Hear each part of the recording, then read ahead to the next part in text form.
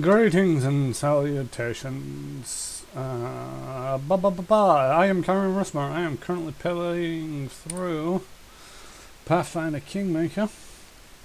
I might be sounding a little bit different. My other headset and mic have given up the ghost, so I've had to switch over to a reserve pair that I've got, and I don't know the quality of them. So there also might be a little bit of issue with the volume. Just kind of hoping that British Bumbershoot, who is just about always around, who isn't around today for some reason yet, so that I can do a mic check before I get fully into this game. It doesn't appear that he's here, so we're just going to press on regardless. Yeah.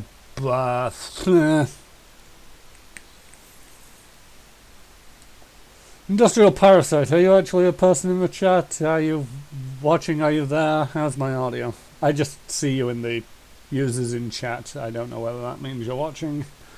Let's get rid of the background music and get into the game. Just click continue.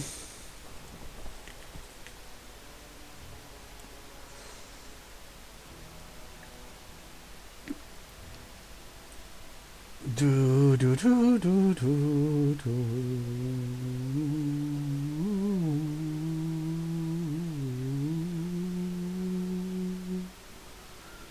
I don't know what to say. Sorry, I'm a little bit distracted right now. I had some bad news before I started up the stream, and it's like, I don't want to not stream.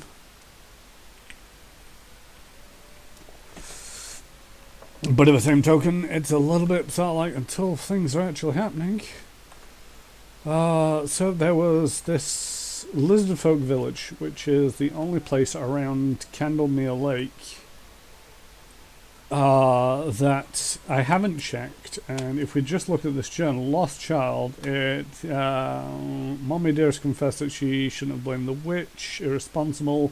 No, full result saying wish she go drown in Candlemere Lake. So I've been around the lake. I've also been around Tuskwater Lake, which is technically a different place, by going basically up and around, and as we can see, it's still got the dead dragon figures on there. And I've not found any sight nor sound of this kid yet. I've cleared out the Candlemere Tower. So we're just going to have to drop in here and see if the kid's here. I'm starting to doubt if this kid will be alive when I find them. It's just one of them things where it's been far too long since the kid apparently went missing. And at the same token, it's all like lizard folk. Hello. An old lizard folk is wandering outside the village walls. He stares at you with shiny, beady black eyes. Warm blood. Old Kagar knew you'd come. Yes?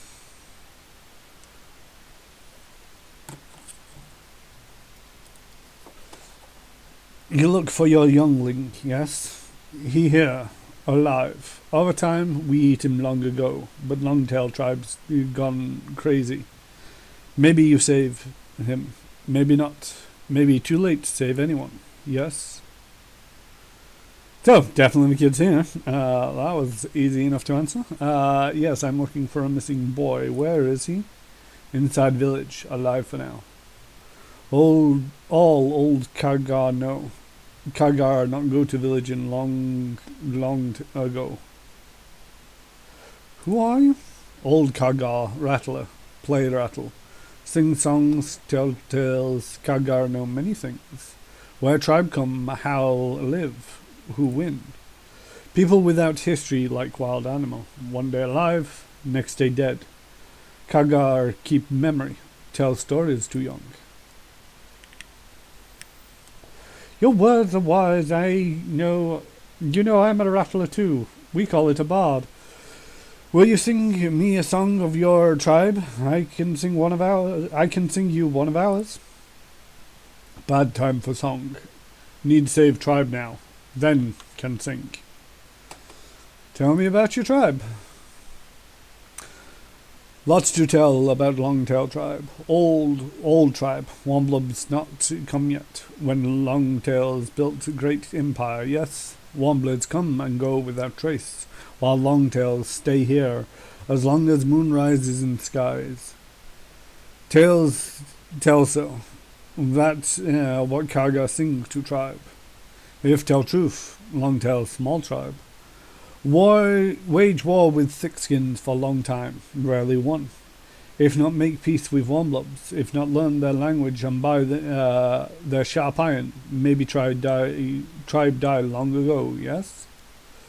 Now spirits call himself great ancestor, live in spirit hut, and tribe go mad. Can Longtails be sieves?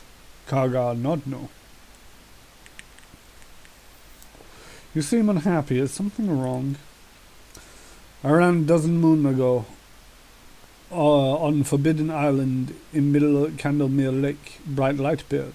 Then spirit come to Chieftain Vesket. He tell great ancestor, invincible hero Striskak Vesket believe. Spirit now tell we win everyone. Truth, every battle with fixins, they freeze in place, get scared and run. Vesket say we now return old glory. But tribe demand odd things, tribe scared.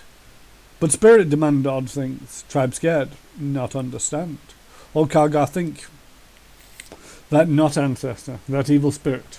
Tribe in fear and tribe spirit eat fear. Become very, very strong, yes? Eat tribe from within, but Vesket trust spirit, do what spirit order.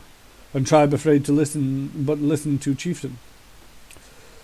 How save such stupid tribe? Why don't you go to the village? Were you banished? Not banished, no. Karga flee unknown. Evil spirit come to tribe. Pretend be great ancestor. Destroy Longtails. Chieftain believe spirit. Tribe believe chieftain. Oh, Karga only one nobody believes. Yes? Karga knows a heart that great ancestor is false. Karga wish him dead. Flee from village, live in woods. Walk around village, sing songs. Try to call tribes wisdom. But where that wisdom? Karga no magic. If come to spirit hut, can make evil spirit visible. But spirits know too. If Karga enter village, he not live long. I have to go and deal with your spirit.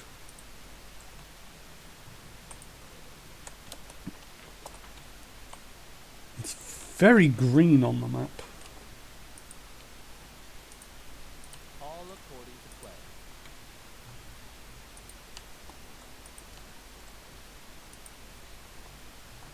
plan. Okay, let's have a quick squint around.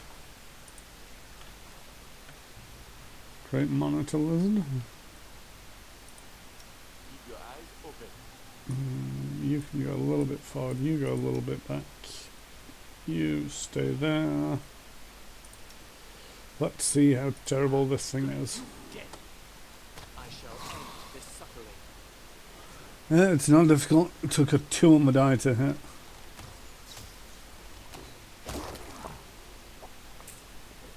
And died in one volley. I don't know where the rest are though, so I'm just going to move Amir and Valerie up. So hopefully, if anything comes out of these woods, they'll attack Valerie and Amir. I think it's gone into...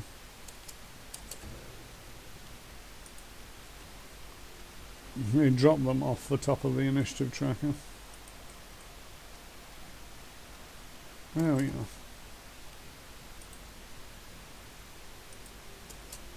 Move forward. Can we shoot one of these guys at least? Yeah, there we go.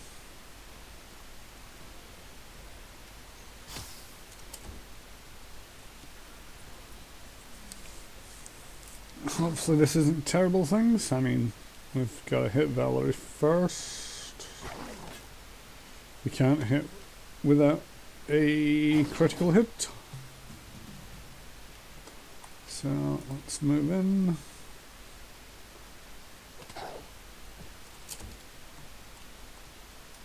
Move up. You can now use... Didn't you have a... Oh no, that was... Whatchamacallit? Octavia. Move up.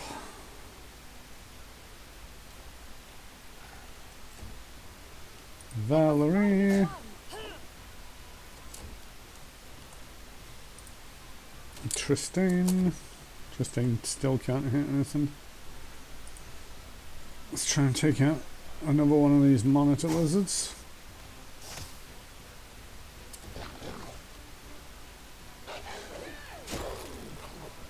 And it tries to stand up, bang, yeah, it's knocked down instead. Only slightly deader this time. Bum ba bum. I think something glitched there. It's a mess. Come on. Now is not the time to whiff, people. There we go.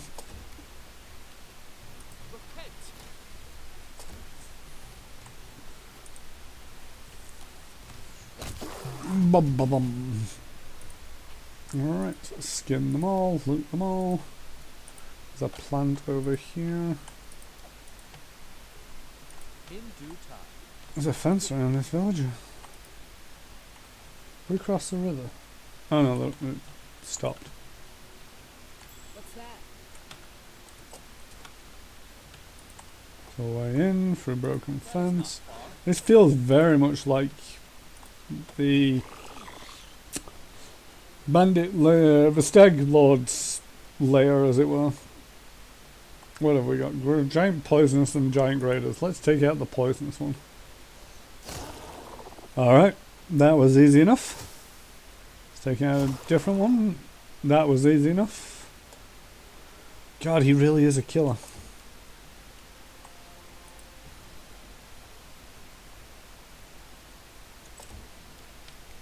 Interesting. You forced my hand. You deserved it. Valerie. I think dog might have the movement speed to get up there and attack. Yeah, there we go.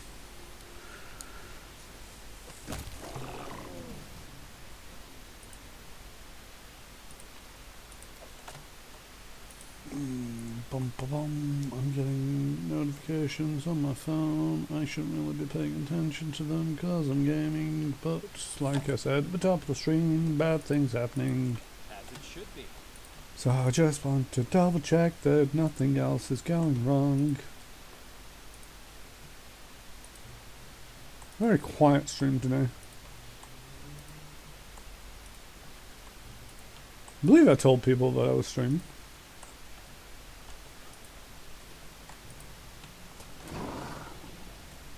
Well, that doesn't sound Wish there was another way. pleasant.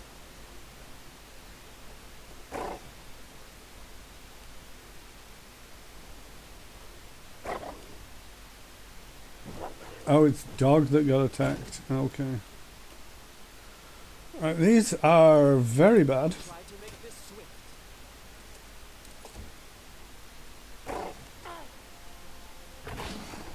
My path. I see their faces. of my Jesus.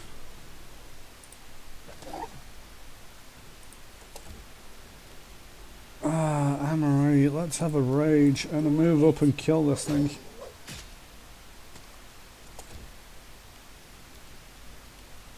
That's... That was messy. Valerie got a crit which caused Amory to get an attack of opportunity which also critted. Okay. Let us strike as one. Alright, let's take care of this guy. Any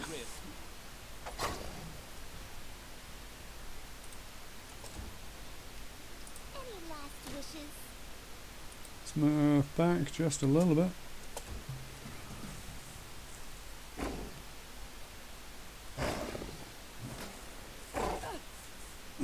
Bum ba bum.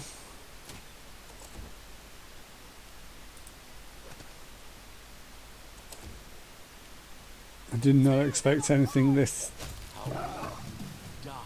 dangerous. Okay, you are not looking so good. Something bothering you?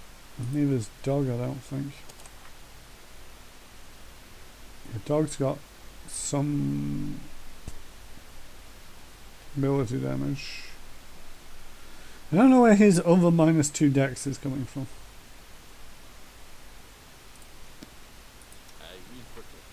And Ekon's -5 ability damage. Okay, let's have some restorations. I think I've still got at least one prepared.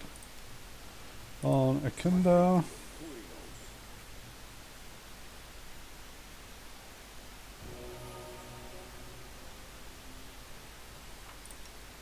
What have you got left? You got one ability point down left.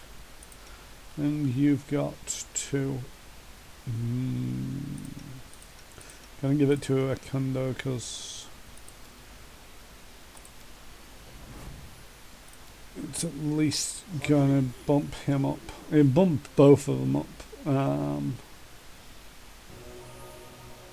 But at the same token, it's Ekunda's constitution is only 14, whereas dogs, even with the damage, is 21. Right, let's burn one of them. Just bring them both back up a little bit.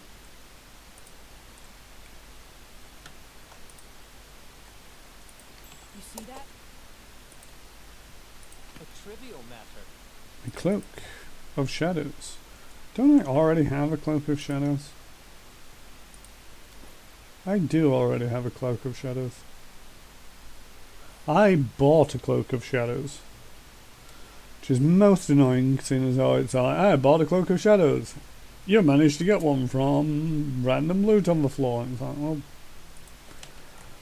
bully for you then. It's funny how often that actually happens. I run Starfinder Games, tabletop RPG, similar vein to Pathfinder. It's just more sci-fi, so it's Starfinder rather than Pathfinder. And as part of that, I've run 3 games. One was a bit of a false start. Played with a group of people who weren't the most reliable. Just life got in the way.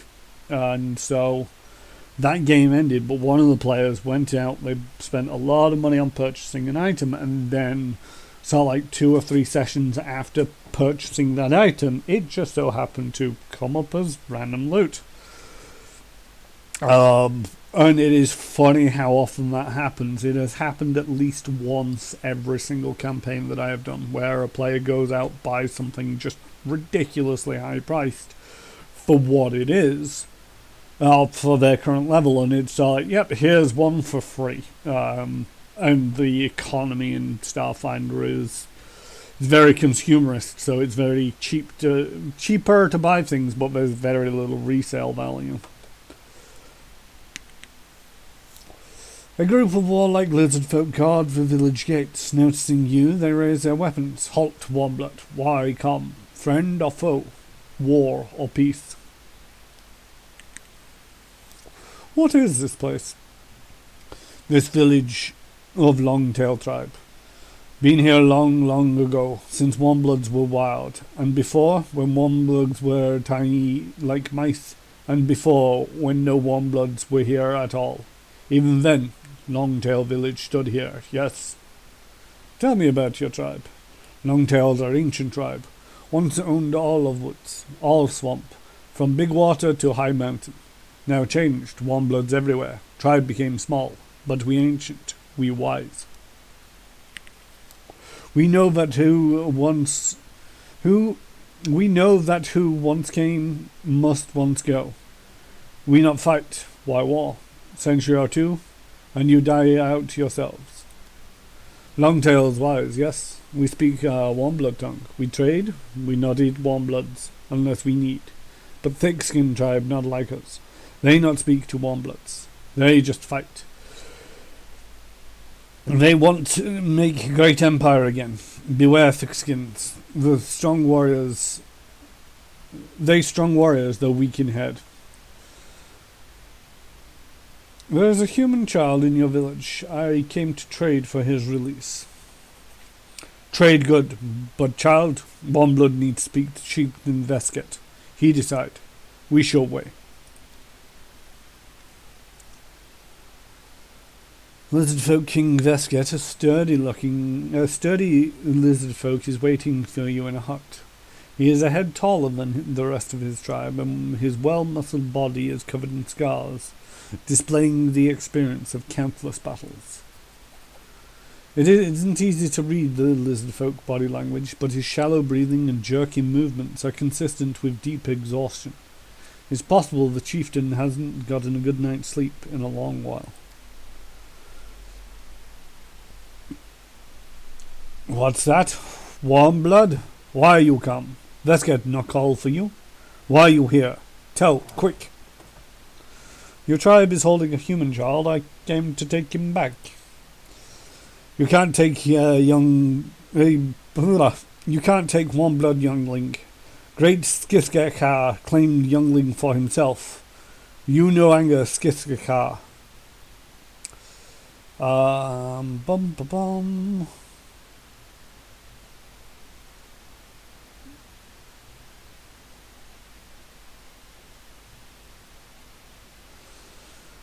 You're unfit to be a chieftain. The great ancestor you've placed your trust in is a monster. You're leading your tribe to ruin. Let go of your pride and let me help you save your tribe before it's too late.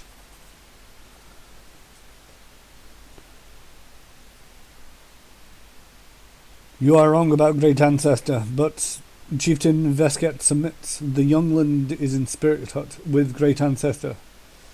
If great ancestor lets you, take him and leave.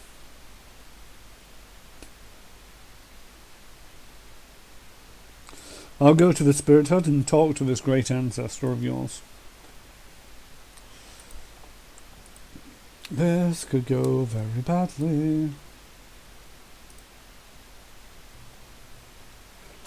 Oh wait, it's not. Yes, you're here now.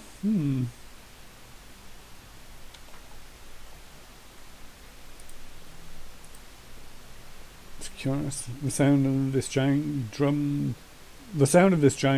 probably travels for miles. Is this... No, that's the clutch hut. Monitor lizards. Monitor lizard pen. I mean, if we need to take the kid by force, I'm not really excessively concerned with what I'm seeing here. In due time.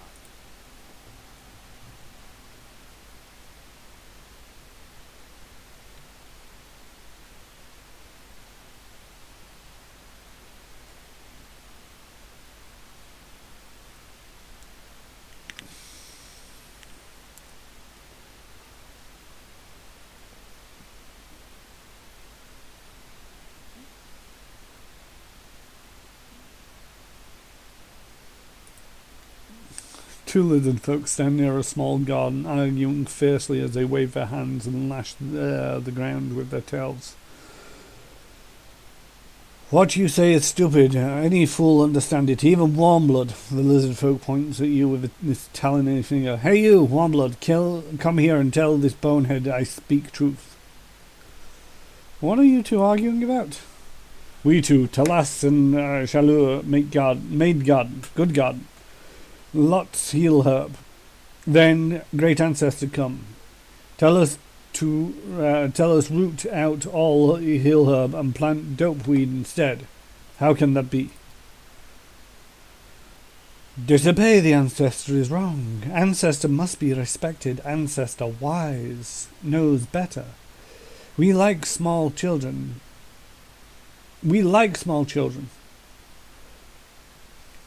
No, know nothing, yes? Must not argue, must do as told. Shallow maybe know nothing, but Talask can use head. Root out, heal herb, wrong. Plant dope weed, wrong. Tashath think a great ancestor eat too much dope weed himself. There is no lawful good.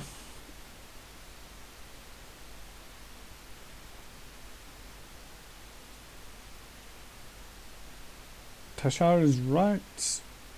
You should think for yourself. I'm now parsing this as the lizard folk and the sentences aren't making any sense. Tasha is right. You should think for yourself. If you can't decide, just flip a coin. You should listen to your ancestors. If you don't trust their wisdom, you should at least avoid their wrath. You annoy me. I'll just have to kill you all. I have no time for this.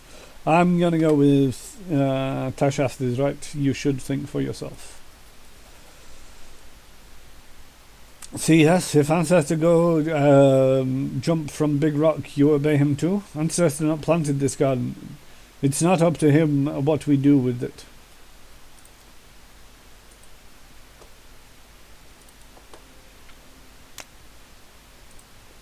I mean, if and when the revolution comes. I'm guessing this is a spirit hut. Mainly because it's a big hut.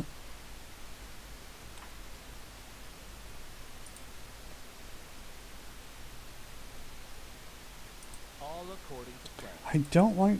Oh, you cannot... No, you can't get out of this one. I don't like the fact that this is twice now. There was the Staglord's Keep layer thing.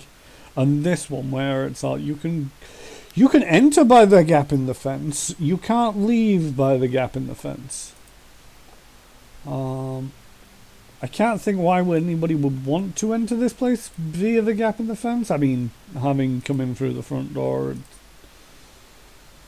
it's kind of a bit of a forgiven, given that that was certainly the easiest way in.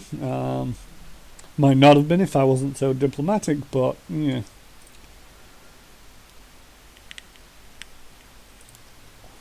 Alright, Tristan, start performing the exorcism. Tig.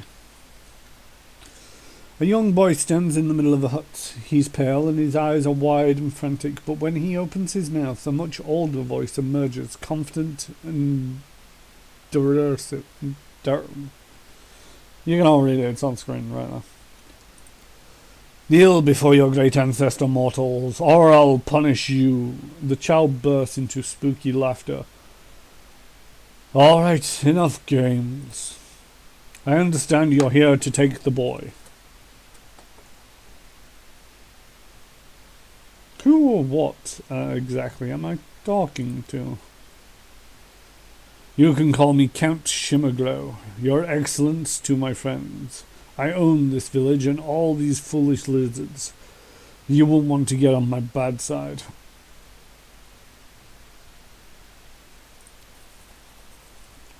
It's hard to detect what you're speaking with. The ghost, demon, fae, maybe something even more exotic. Regardless, it doesn't seem that he's possessing the boy.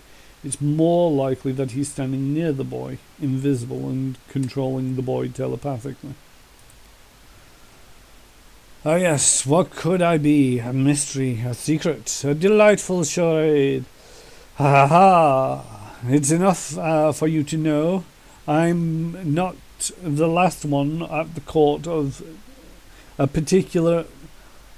I'm not the last one at the court of a particular important and influential person. And what influential personage would that be? I mean... If you mean a god, I don't know of any gods in the world matching that description.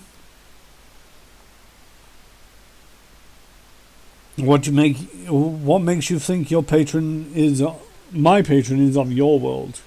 What would you, a mortal waste on flesh, know of the first world and its gods? You shouldn't even speak its name above a respectful whisper. The first world for the D&D equivalent is essentially the Fey realm, as far as I'm aware. But it's also called the first world because it's God's first draft of a subsequent plane that would later split into the material and the shadow. It is coterminous with the material plane and the shadow plane, but exists outside of the standard cosmology, but somehow behind the other two planes. The unfinished first world lacks the universal fixed laws of physics. Regions in the first world remain as test grounds for different unfinished and sometimes mutable and evolving physical properties. Gravity is inconsistent between parts of the first world, and the speed of light is arbitrary and variable. Where these regions overlap, the reactions between the inconsistent laws can be unpredictable. The first world is home to all manner of strange creatures, apparently prototype versions of plants and animals of the material plane, although the chief inhabitants are Fae, and the most powerful of which are the creatures known as the Eldest.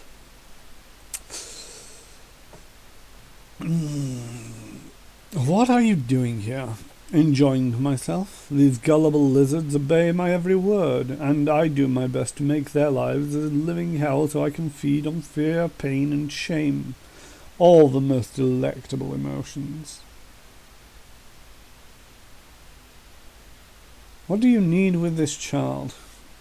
The deep primal terror of these barbarians makes for a heavy and satisfying meal, but there's no spice to it. It's too plain.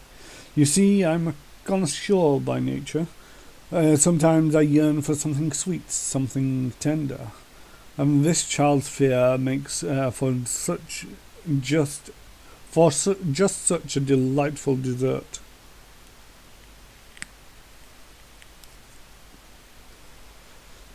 Release the child immediately.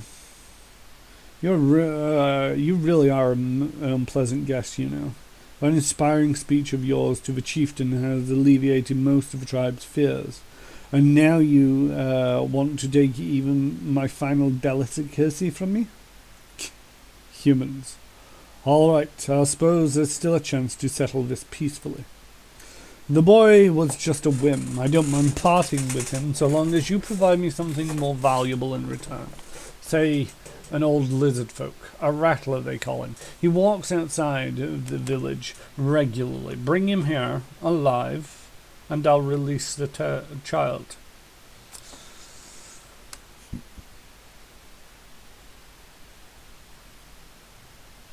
I don't like this deal.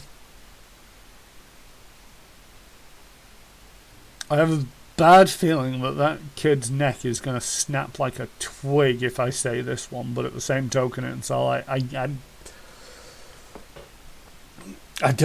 I don't want to give up the lizard just for the child, but at the same token, there's the moral ambiguity. Where's British Bumbershoot when you need him? He likes moral ambiguity stuff. Let's go see if he's around.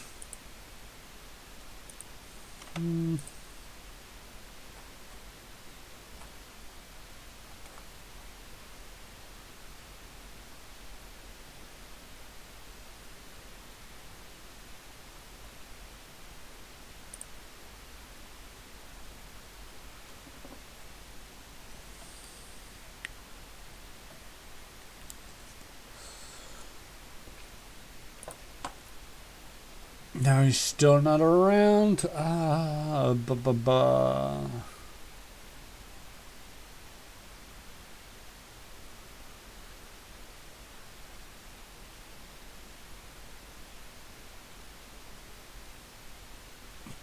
But the old lizard folk is, well, old. But if we leave this monster alive, then he'll just continue to terrorize the region, potentially.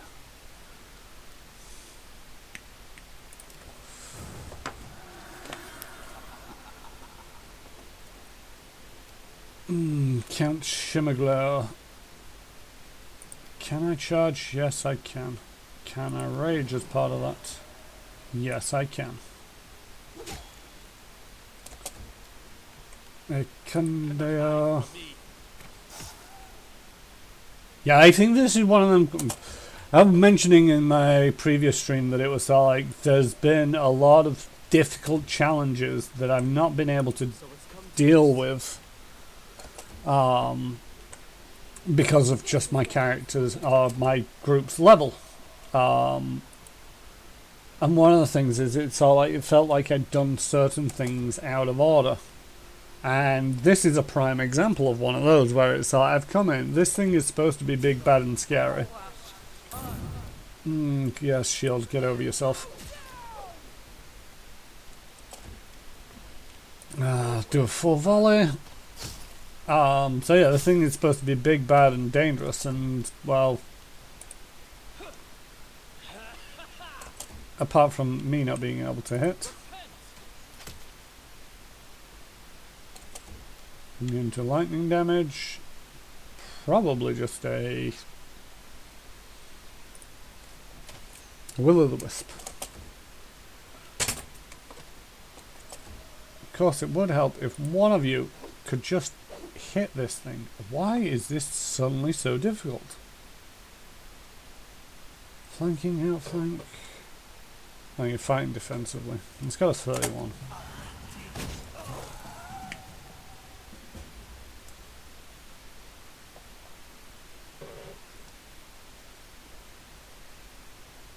I did not save that child.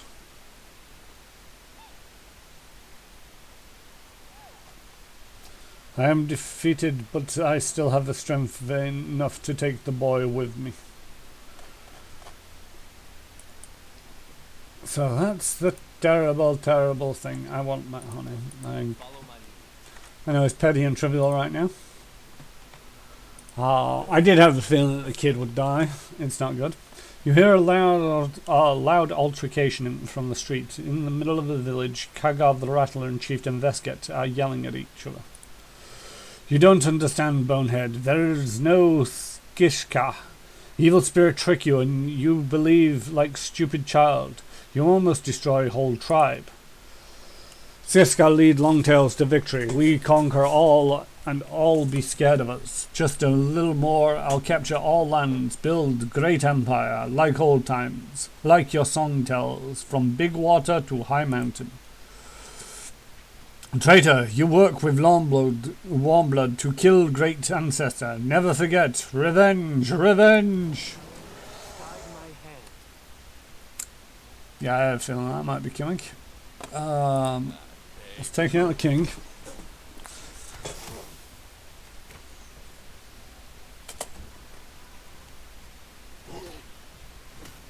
Oof.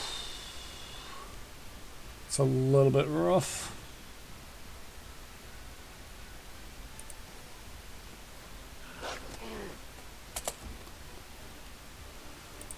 Sing us a song. Sneak up there and get some decent damage in.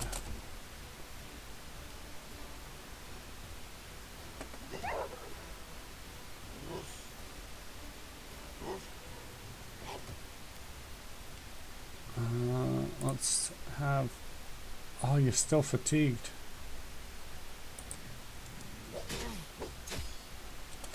Fatigued maybe, but you still pull out the damage. How's this thing looking? Not so great. Let's have a heal, because there's a few people injured. Kundeo. Oof.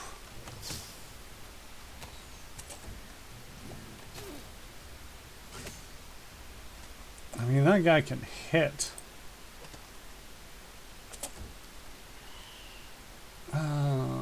What do we have?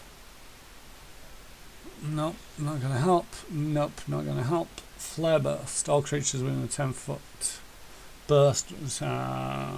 Close range. Nope. Do we have anything of use that might help? I mean, cure moderate might, but heroism. Nope. So what's that? That's flare and that's flare burst. Okay. Let's have a Tasha's. No, not a Tasha's. A hideous laughter. Would be Tasha's if it wasn't for the fact that this isn't D&D. Try this way. Well, that. When he died, he just blinked out of existence. I was not expecting that. This should do it.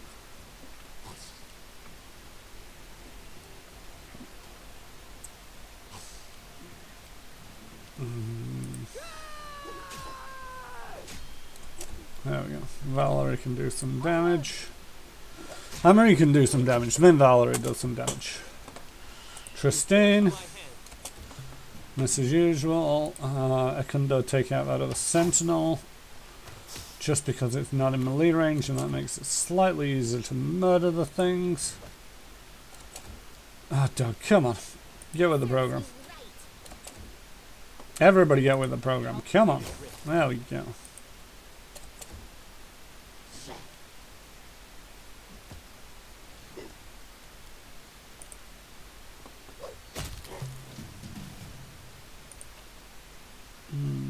Trident, key, amulet, unidentified armor, club, and club. Speak to Kaga. Warmblood save Longtail tribe from huge evil. May sun and moon bless Warmblood, and may his ancestors always smile on him. What will happen to your tribe now? Kagag not know. Damage too big. We stay in village, not survive long. We need to go somewhere away from thick skins. Look for new place to live. Your tribe has taken a huge blow. If you wish, we could give you shelter in one of our towns. Warmblood's done lot for Longtail, but we not take too many gifts, yes? Otherwise we lose our heart. Who we become in big cities? Beggars? Vermins like rat? We need to find our own path, yes? Farewell.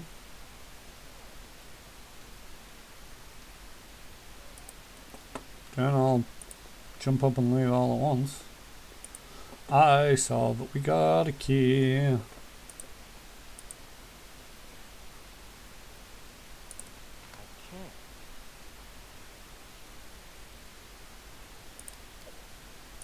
Grab all of the stuff. That's just more of the same. Not gonna steal anything else from the lizard folks. I had a key, it was valid.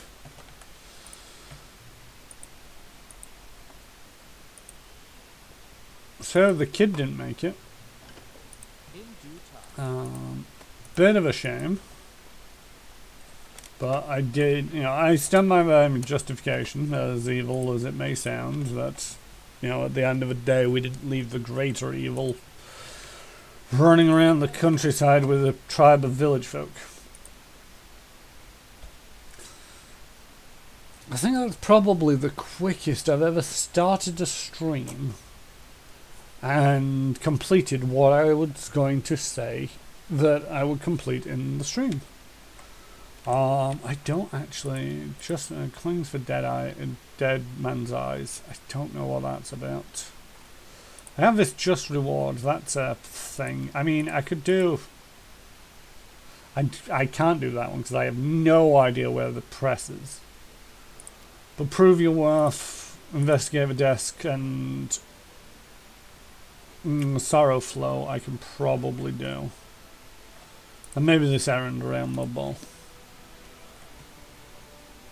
It's kind of... it's not really on the way back.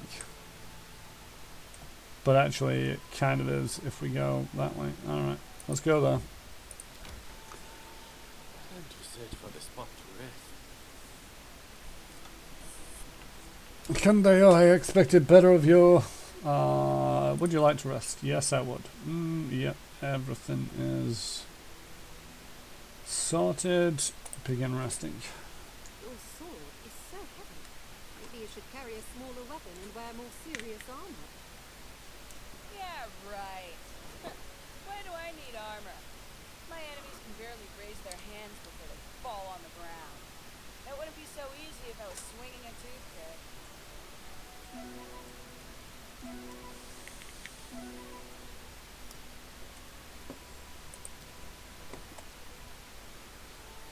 Conveyor is still going to have that, but it's not the worst thing in the world.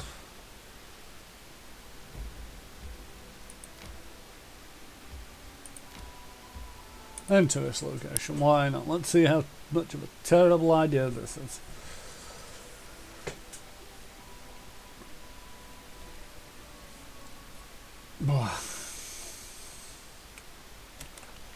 And the map's not too big, and there's already loot everywhere.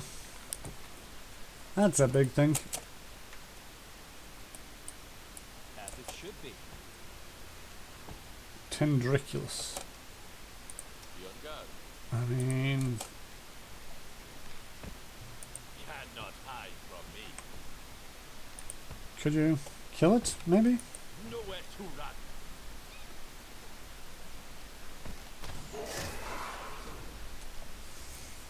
Don't know where he got his nauseated from, which is slightly concerning.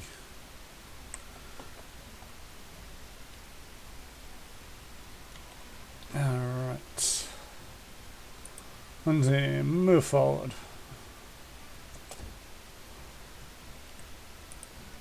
Everybody else, move forward.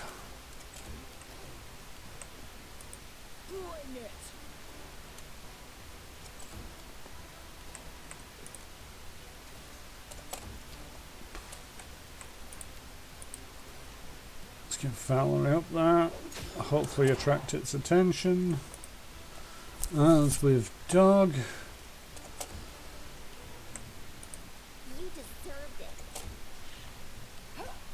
Oof. I aim true. It's always a little bit disconcerting when things manage to actually hit Valerie just easy like that. Of course, it would help if I didn't miss so often. I'll try to make this swift. Stay behind me. Come on. There we go. Bum bum bum.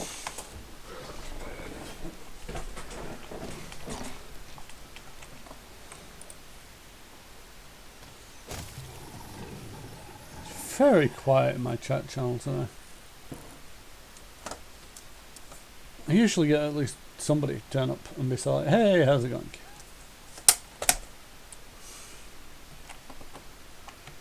Not that I'm excessively fussed. I appreciate that, you know, people have things to be doing.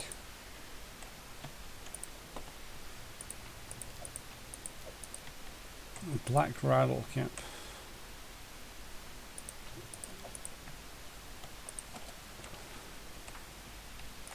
There's another one on the other side of the map.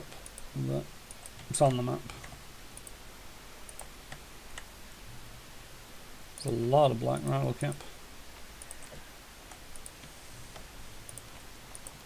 Might as well grab it all.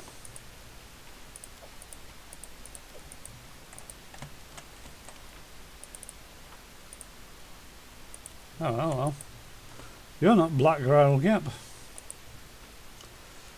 You're a magical frost battle axe. Agates, enlarged person, potion of blur, and some gold coins. You, sir, are dead. Hello.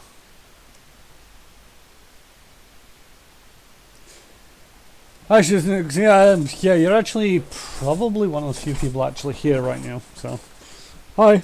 But yeah, you go ahead, look away. I appreciate that you might be watching this, bidding around doing some work. The story so far is I started up this stream intending to find a lost boy. I found him. And then maybe got him killed.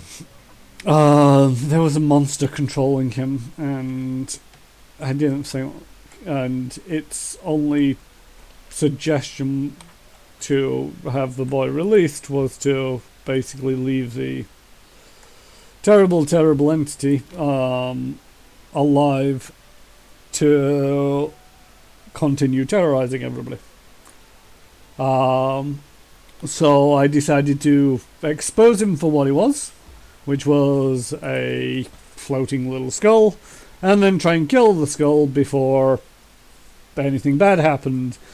It seemed to get to a certain point, and then its AC jumped up to the point where I could barely hit it. Then on its next turn, it was like, I am wounded, but I still have the power to take the boy, and promptly killed the child. Should probably go tell the mother.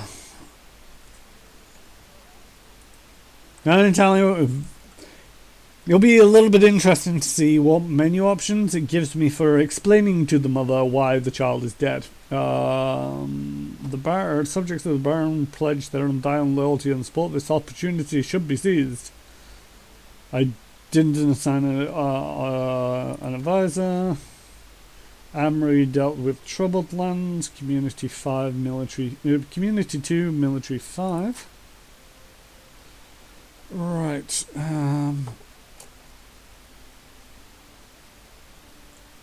Other regions claim this.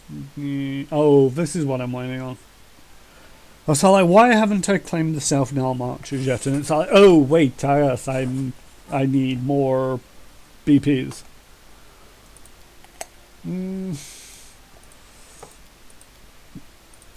See, I could do it in a number of days.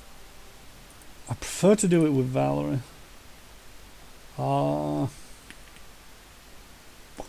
I wholeheartedly recommend the game, especially seeing as though there's a lot of... I'm not entirely sure how much is going to influence the game based off the choices, but there does at least seem to be some degree of narrative that is being driven forward from the NPCs that you choose to hang around with. Of course, you don't have to play this as a lawful good character. You can play it as, somebody who's just more chaotic, which is something that I might well have preferred. So that's going to be 8 days. Because I do kind of want to use Valerie to do this so that I can build up community. I'm not sure if it's going to build up community. But at the same token, I don't think it would do any harm to have Valerie do it. It's not saying that it's a degree of success, it just requires so many build points. I'm not entirely sure if I can afford as many build points as it needs just yet. How many do I need? There we go, that's as many as I can buy. 350 is as much as I can purchase at the moment, and it needs 400, so yep, can't do that yet. And I didn't tell Valerie to do Amory to do anything. But yeah, there's lots of different class choices that you can make, take as your main character, as well as that's why I didn't tell Valerie Amory to do anything. There's nothing for her to do.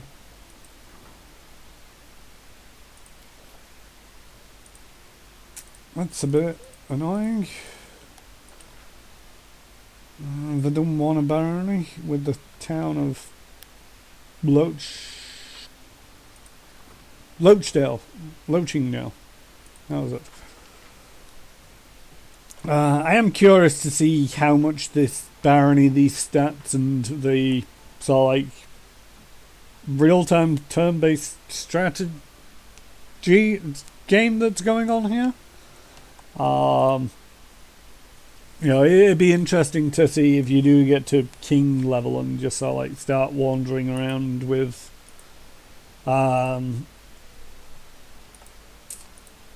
enough people that you can have raise armies and attack the other baronies.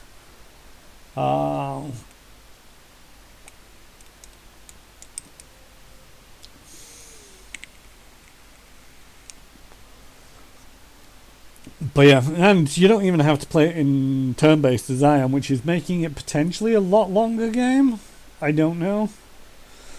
Right, your kid's dead. Have you found my little boy? Couldn't save your son, I'm sorry. For a long time, Jenna stands still, staring in front of her. Then, without a single word, she slowly walks away.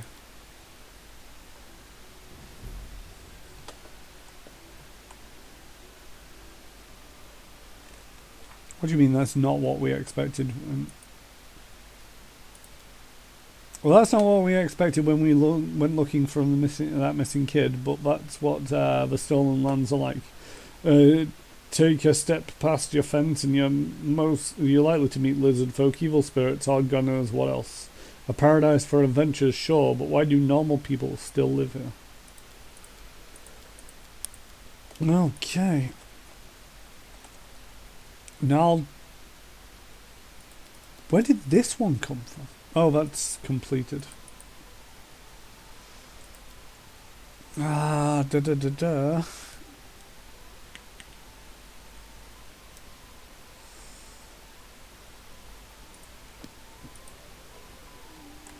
Time to go rest up, I believe, because I was kind of expecting a little bit more out of her, seeing as I just called her a kid was dead. Meh. I mean, at least she didn't make me feel bad or too badly about it.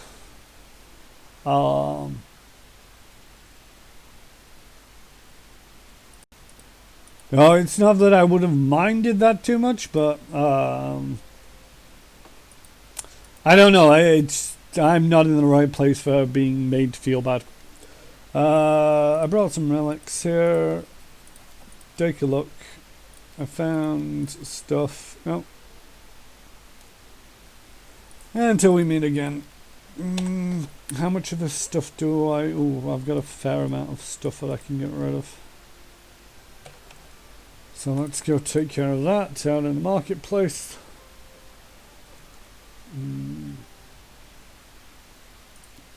But yeah, I have a feeling that was supposed to be the morally ambiguous quest.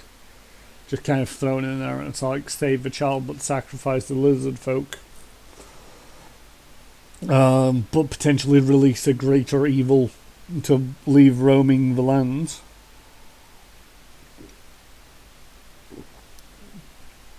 Or take care of the greater evil, but have the kid die on you.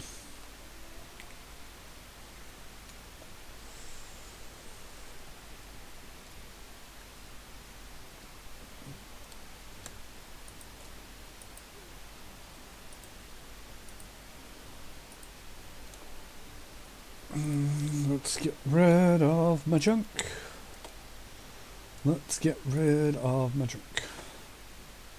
Oh, Bound Thunder. This +1 shock trident grants the wielder the ability to cast a lightning bolt once per day as a 10th level spell.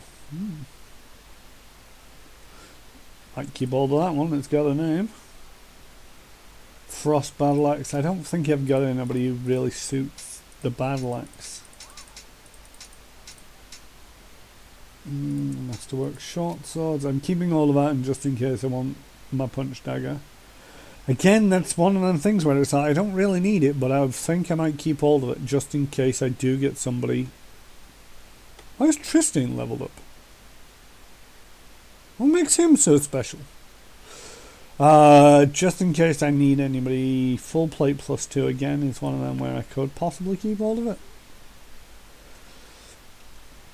Amulet of Natural Armor might be useful. I don't know what that thing's for, maybe. Who knows? Cloak of Shadows, I could probably give that to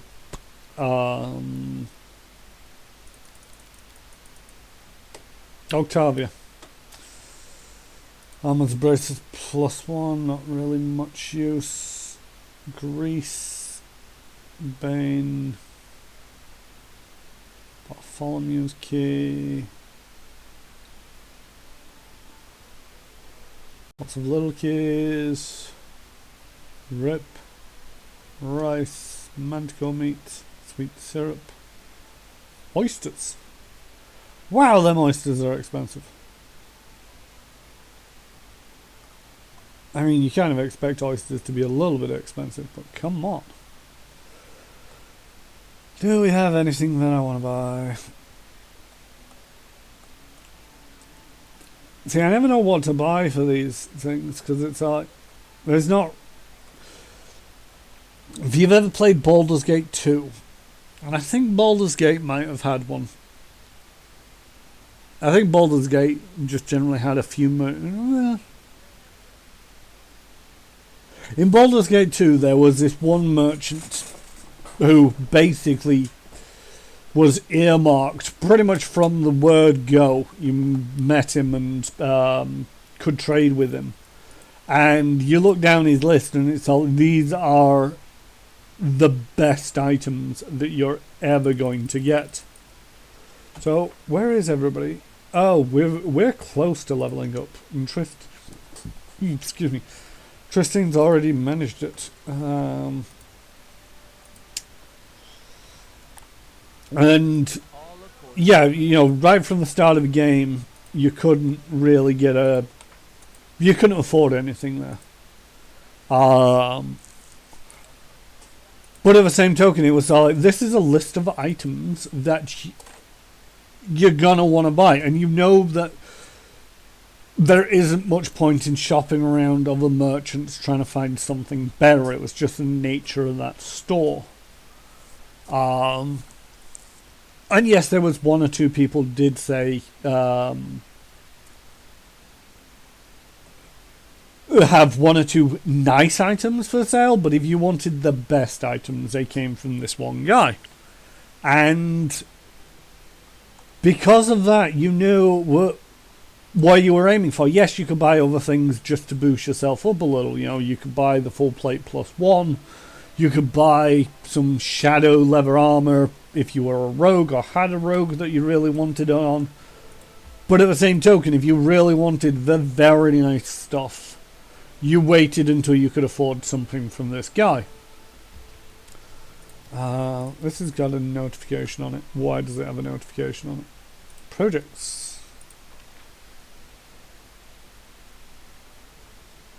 Research into the nature of curses. Jenna Tennyson. Could the mother have cursed her own child even unwittingly? I mean, no, not really. The mother told the child to go away, and he did do. And then he got possessed by a floaty skull thing. It's entirely the floaty skull thing's fault, not the mother's. There's so many of these curses that I'm supposed to look into. Bald Hilltop. Scythe Tree. Tartuk.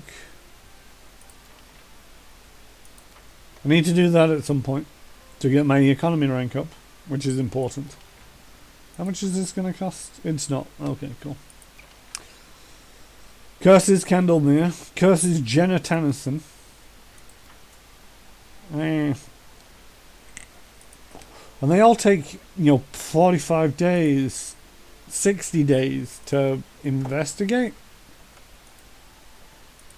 I mean, it's mainly Jod who takes care of it all, but it's one of them where it's like, these could do with being picked up the pace a little bit. Right, I am here to investigate the death. I'll find the old boar carcass near the old... Find the boar carcass near the old sycamore. I mean, is it at the old sycamore or near the old sycamore? I think one of the things that... The reason why I'm liking this game is it's a bit like Baldur's Gate in just the general style, aesthetics, and the interface, but also it's one of the things that you don't get with modern RPGs is there is not much in the way of hand-holding. I don't remember where there's a boar carcass around here. I think I might have saw something down this way.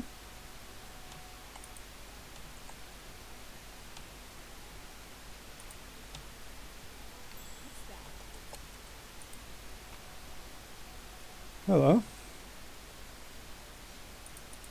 Not much special, but...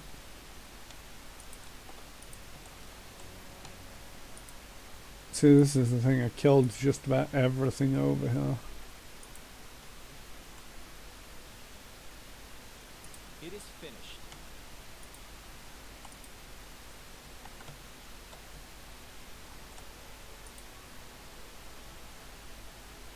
A trivial matter.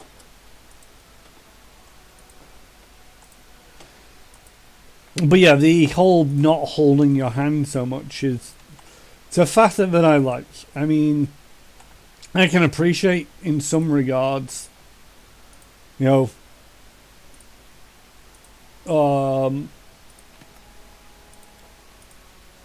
I've been a little bit frustrated at times because I'm not knowing what to do in this game. Why does that sound like somebody snoring?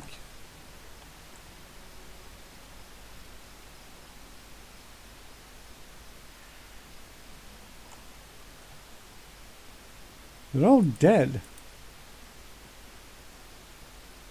I mean, this guy literally doesn't have a body. Overgrown passage to here. But it's all like, it's moments like this where it's like, go find the old, the boar's body. And it's like, near the old sycamore. And it's like, I have no idea where an old boar is.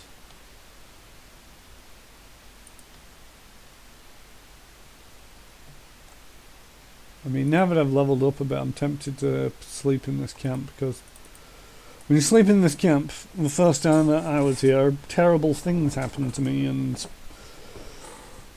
I think I ended up having to reload. Oh, here's the boar. Might also help that I checked the map. But how did you feel about the character generator for Starfinder? Yes,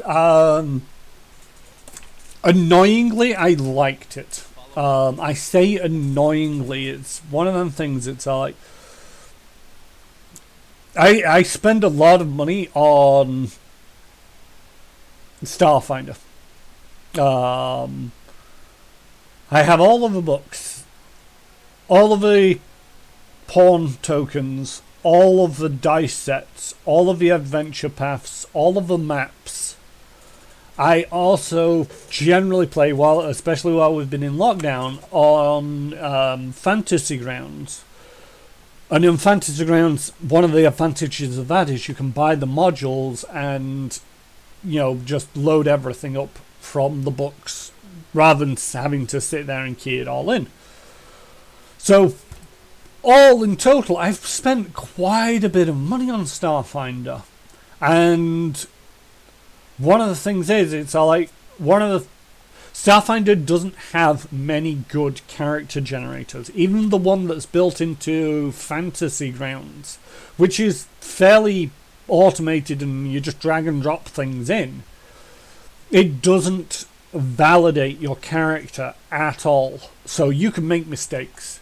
And it just goes, yep, sure, that's not a problem. You've got 5 feats when you should only have 4. Or you've yeah, well, I'll get onto the expense in a bit, but, you know, it's all like you might be missing something in Fantasy Grounds and it's just not going to alert you. And I've had it where a player, it wasn't until sort of like, I can't remember how long it had been actually going on for, but I was doing basically an audit of everybody's characters.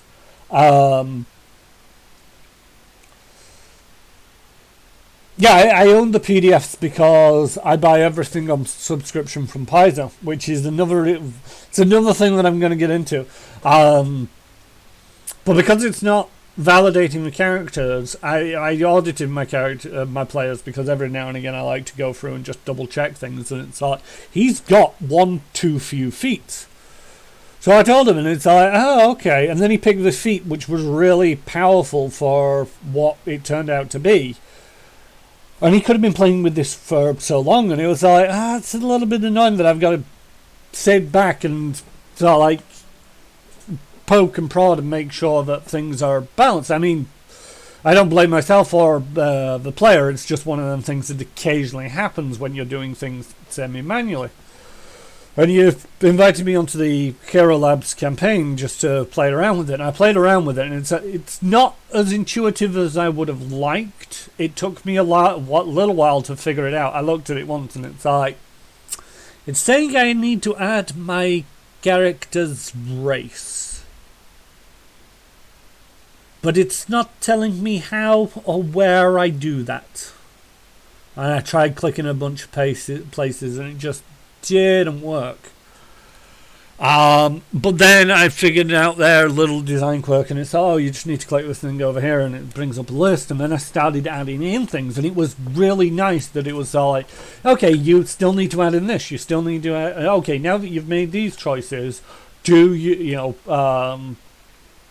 at different points it was coming up with very easy ways to just sort of like, yeah, you get to make a choice between this or this. When it comes to the feats, it's like, you need a feat. You click on the button and it tells you all the feats that are available and all the feats that aren't available, because it's going, you can't have this feat because you don't have a 15 in dexterity.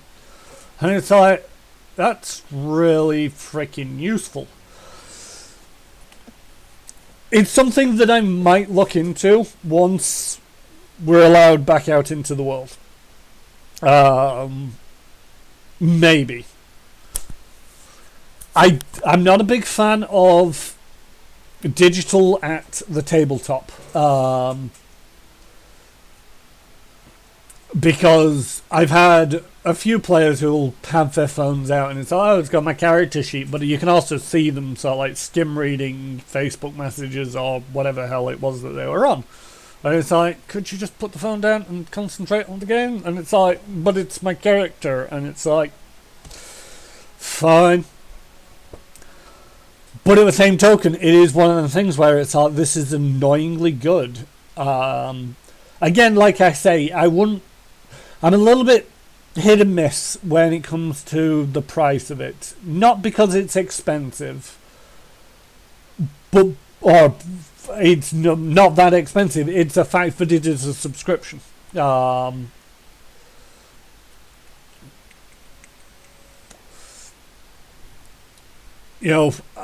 If I got used to it and I couldn't then afford the subscription for whatever reason, it'd be so like, now I feel lost without it.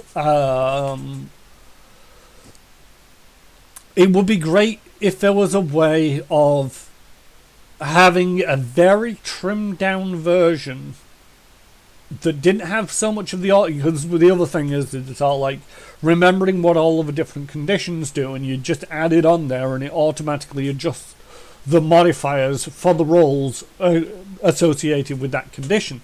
That's all like great stuff. You can just say that you're flat-footed, and I don't need to know whether flat-footed takes off my reflex saving throws on my AC. It just automatically goes, your AC is lowered, your reflex saving throw isn't, but here are your ACs and your reflex saving throw. If you get a different condition that it affects, your skill modifiers, but only for strength, then it'll adjust the modifiers. So you're just rolling the dice, reading the number, telling the GM the answer.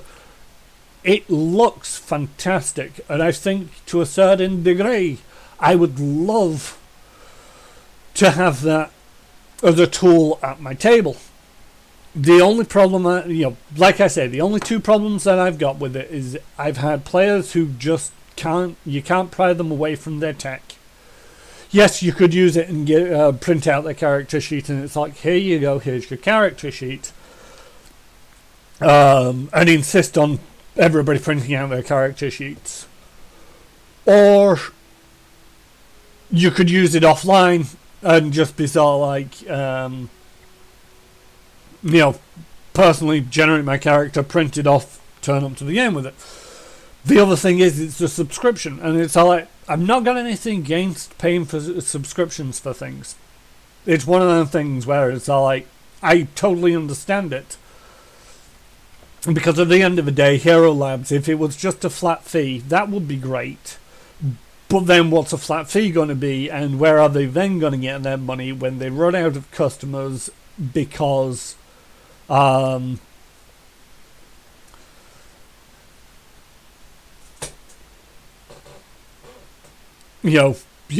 all paid their flat fees, and so they need to have it as a subscription model. And yeah, $50 a year, it's not that expensive. And like I say, there's a reasonably good chance that I might look deeper into it once I get back into playing in the real. Because at the moment, I only GM on Fantasy Grounds. And my only game that I play in Starfinder is also GM'd to me on Fantasy Grounds. So it's a bit of a moot point. It's been a fee for all their products for like 10 years now.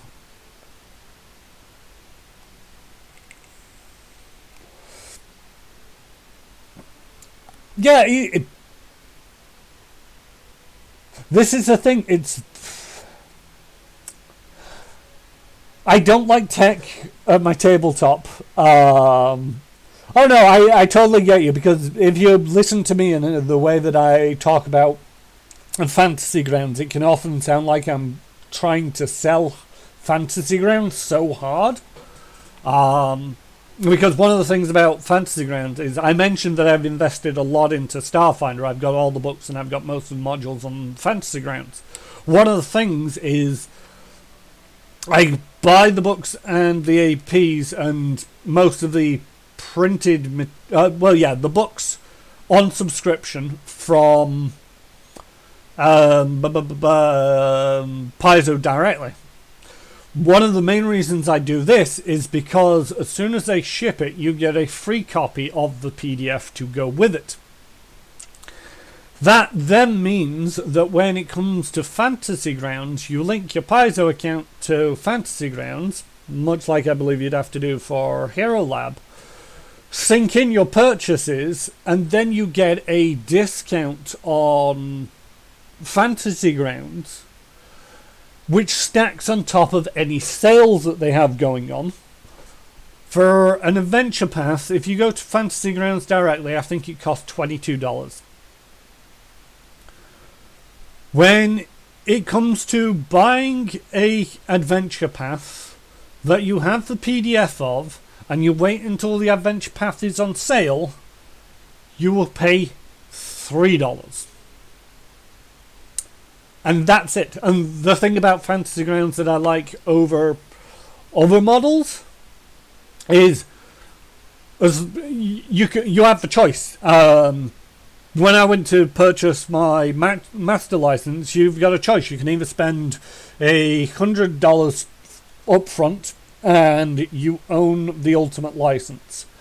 It doesn't matter. There's no subscription. You just own it and you can use it as much as you would like. You can, if you wish, get the master, not the master. Is it the master? The ultimate, that's it. The ultimate license on subscription, which means every month you pay a little bit. I think it's like $10 a month. And so it's a fairly sizable chunk, and if you've played tabletop role-playing games, a campaign will go on for longer than 10 months. So, all in all, it's worthwhile getting the ultimate. And because it's the ultimate, my players don't have to worry about what it's costing them, because it's literally nothing. I host, import all the modules that I need, and they just get to play. They don't have to pay for anything. And it is that little bit where it's all like, yes, even if I lose my job, even if I have no money, even if, I get fired from my job and then have to take a low paid job elsewhere, I will still always have a fair amount of content on Fantasy Grounds that I can access whenever I want, however frequently I want, and I don't have to worry about a subscription fee lapsing and then me not being able to access my content. So yeah, I'm not against Hero Labs, and there's a reasonable, because of how annoyingly good it was, if I do start playing in the real again, there's a good chance that I'm going to go and I'm going to take a look at Hero Labs and figure out the cheapest way of getting it from me and my players, and I might be tempted at that point to again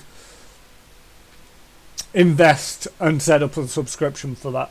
But for the moment it was just like, this is actually, it would have been great from my point of view if Hero Lab was just awful. If it was just absolutely dire, I would have been able to turn around and be, yep, I don't like it. It doesn't work very well. It's all singing, it's all dancing according to some people, but actually when I've looked into it, it's not great. This is the Boar Carcass where Ennio found Janthal's dagger. Alright. What was I supposed to bring her with? I have a feeling I was supposed to bring her with, because nothing's triggered. Nobody's come running out, and that didn't do anything for me. Alright, maybe I'm supposed to bring her with us. Bring her with us. Is that free for the players?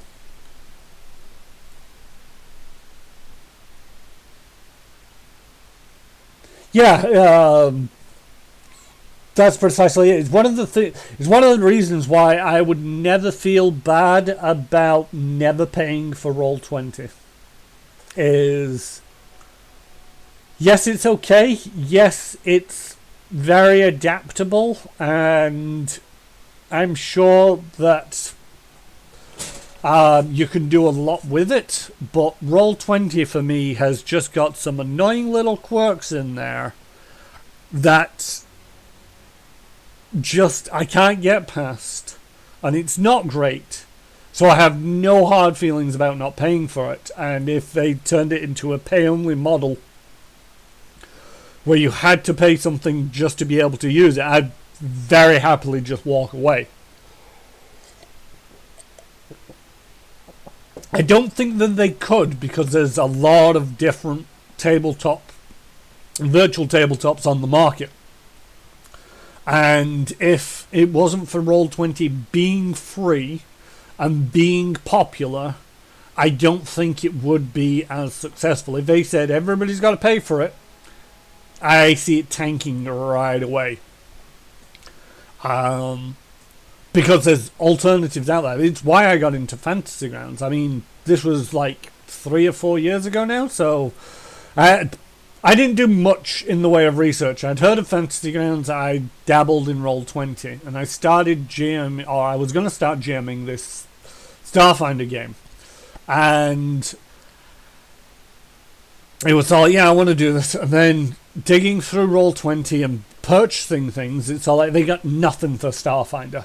They've got the core rulebook, they've got one Alien Archive, and I don't think they had any of the adventure paths up. And it was like, okay, so I'm going to have to sit here and I'm going to have to enter all this information in myself.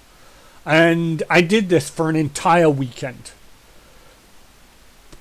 in preparation for like the next weekend or whatever. And it's like, I spent 48 hours just typing away, importing images and setting up stat blocks for different monsters, and 48 hours, and I got through about half of the first chapter of a 3-chapter adventure path, which is 6 books. And it's like, that means 2 weekends per chapter. That's 6 weekends per book. That's 36 weekends. 36 weekends of me doing nothing but sitting there and entering all this information.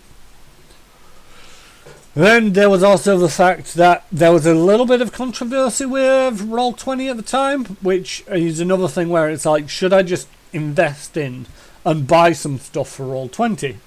Maybe that'll help. And there was a little bit of controversy at the time. I won't go into it. If you go digging around, I'm sure you can go dig it up if you want. It's never really been proved, and it's a little bit here nor there. But the fact that there was controversy surrounding it was like, do I really want to give these people money? A friend of mine, he paid for an account for extended storage, and they lost part of his material. How much I believe him, I'm not entirely sure, but he'll swear blind that he had lots and lots of notes in Roll20. Something happened, he logs into Roll20 one day and half of the notes are gone, and it's like, dang. And this is while he was paying for it, and the customer support didn't want to know anything about it. Like I say, a little bit miss and whether I believe him or not, but at the same token, there is that rumour, there's that possibility. So in the end, I decided to go with Fantasy Grounds. I don't really regret it. Yes, it's expensive. I don't blame anybody for using Roll20, by the way. I play 2 games on Roll20 once a week. Because that's what the GMs want to use, and I don't have any major problems using it. But for me, it's like, I'm Fantasy Grounds, this is what I use, it has all these features, and when I want to, run another adventure path, it's like, we can go off to the store, buy it, load it up, and we're ready to go. There's not me spending weeks of my life just dragging in images and typing in notes and setting up creature stat blocks. Yes, of course you don't have to do all of that. You can do some stuff away from it, but the whole fact that it's automated and it's all in there for, if you get it on sale, a couple of dollars. Like I say, sometimes when I start going on about it, it sounds like I'm trying to sell the thing. I'm not. I appreciate, one of the things is it's all like, probably even with discounts, probably spent about the best part of a $500 on it, and I appreciate that role-playing games aren't exactly the cheapest of hobbies sometimes. So if you ain't got much money, just go to Roll20. It's suitable, it works. You still might want to use real dice rather than the Roll20 RNGs, because God, it's awful. But it's there and it's usable. Anyway, I'm going to spend the night at this camp and see what happens this time. Because I'm expecting terrible things.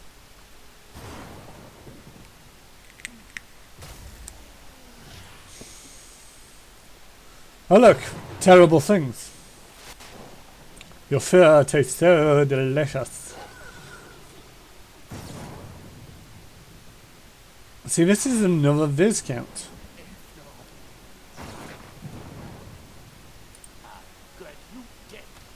And this rain is terrible.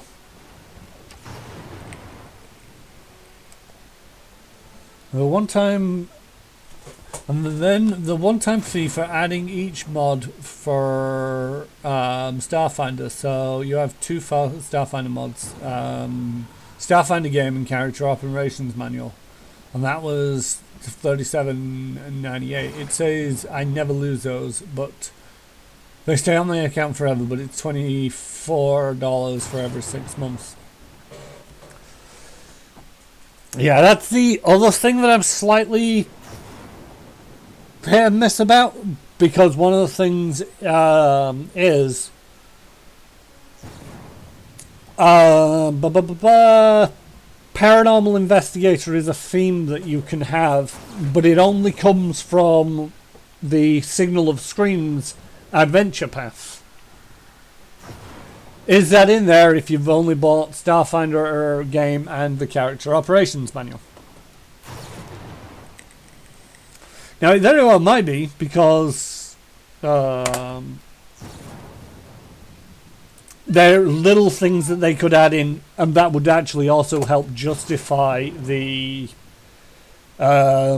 subscription fee, because it's like, not only are you getting everything, do you have access to this indefinitely, but you also get the boon of anything that's coming from the advanced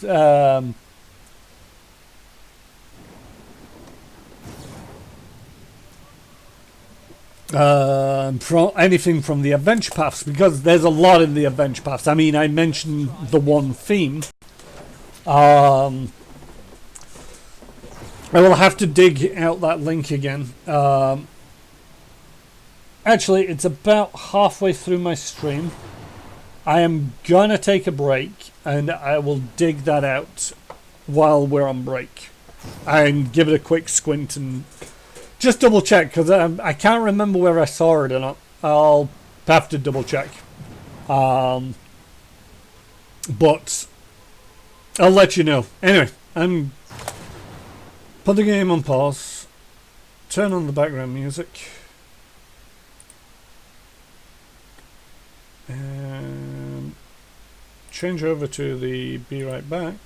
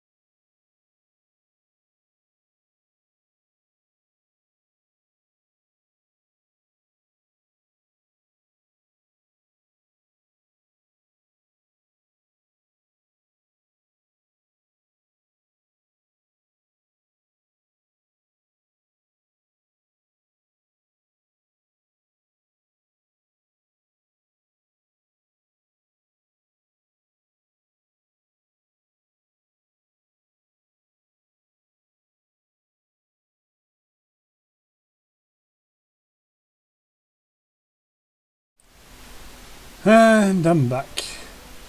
I need... There we go. Take it off that mode. Alright, let's put that on pause and go back to the game. So yeah, Shazam, if you're still around, no, you can't. There's the main ones that I remember from Signal of Screams is there's a theme that you can choose, which I'm not entirely sure because I've created a character and now they seem to be set in stone. I can't delete them, I can't edit them at all for what permanent choices I've made, such as the theme and class. But I did go looking for a feat that I could add, and there is a feat in for the Signal of Screams called Craven Ploy. And this is the thing, one of the things about Starfinder, the adventure paths, is it tends to add a lot of super thematic feats, spells, abilities, archetypes of classes, just peppered throughout the adventure paths. And like I say, they're super thematic. They're not make or break, but at the same token they are, I feel, significant enough that if you wanted to make a character who was very much on point for that adventure path, you want to choose at least one of these things to get the sort of like, yes, I am a I have, some of the feet. The Signal of Screams, it's a horror themed, and some of the feats are just sort of like the startled scream. At the beginning of combat, you can take a reaction to scream out loud, completely negating your ability to stealth, but giving everybody an action within the surprise round. So it's very nice. It's very on point for it being a horror themed adventure path, but it's not there in Hero Labs, or not as far as I could tell. I'd have to do some more digging if I really wanted to look into it, but from what I could see, it's not there. But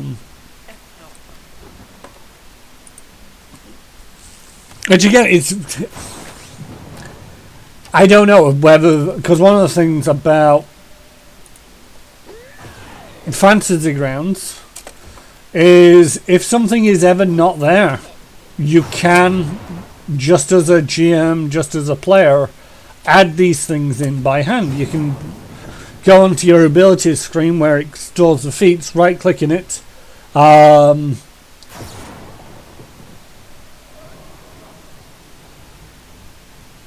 yeah, no options for outside of the books that you own. A calculated risk.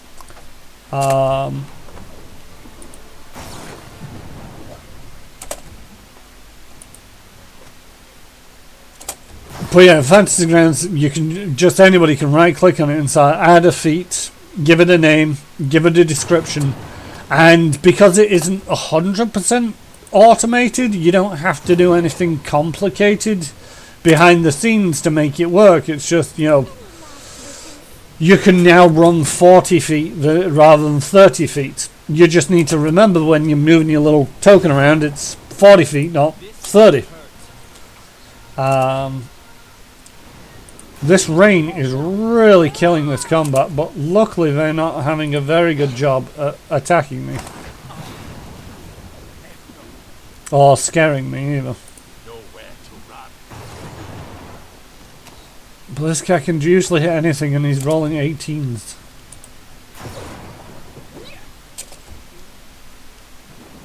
This is where I step in. It's increased the to hit bonus a little bit.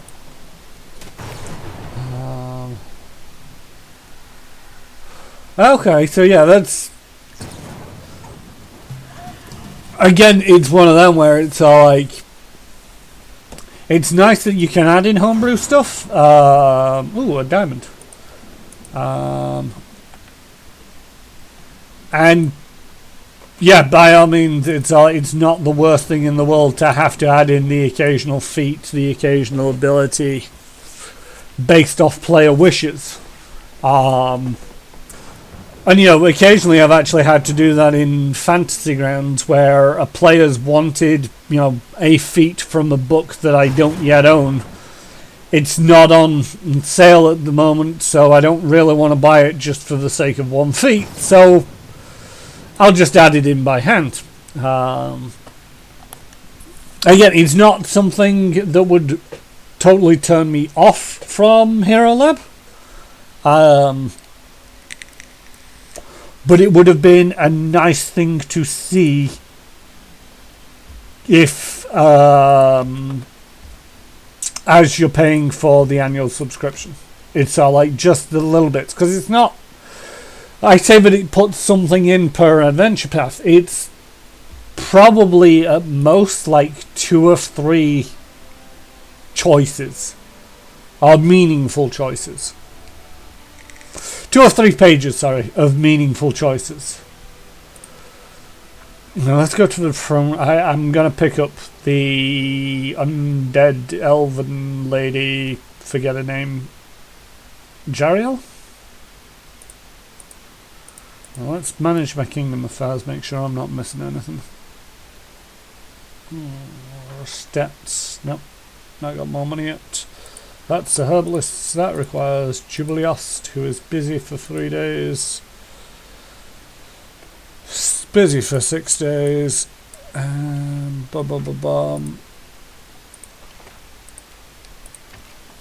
I still need more BP. Okay, great stuff.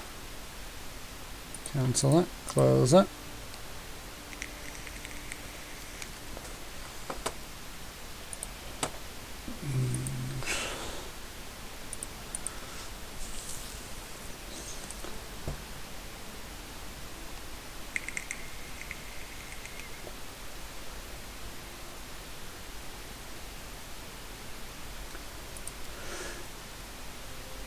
Yeah, like I say, it's something that once we're out, once I'm playing in the real again, I might look into it because I do own all of the PDFs for Starfinder, at least from Paizo, so it might work out incredibly cheap and have access to just about everything straight off the bat without investing too much more money into it.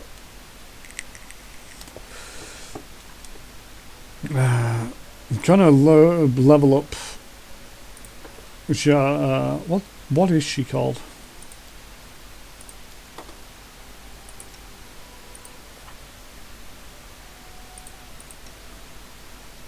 J-Fal. Because she's currently only level 1 and she is an Inquisitor. She's a nice class. I'd be curious to see how this one actually played out. Oh, I've got 3 points. 5 points. I saw 2 down here and thought that was max number of slots.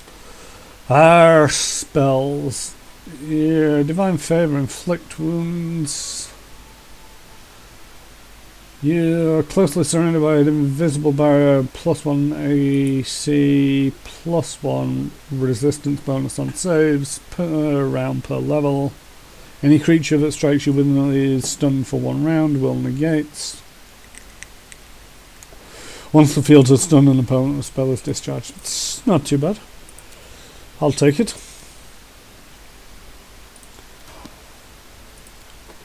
Inquisitor again, please. This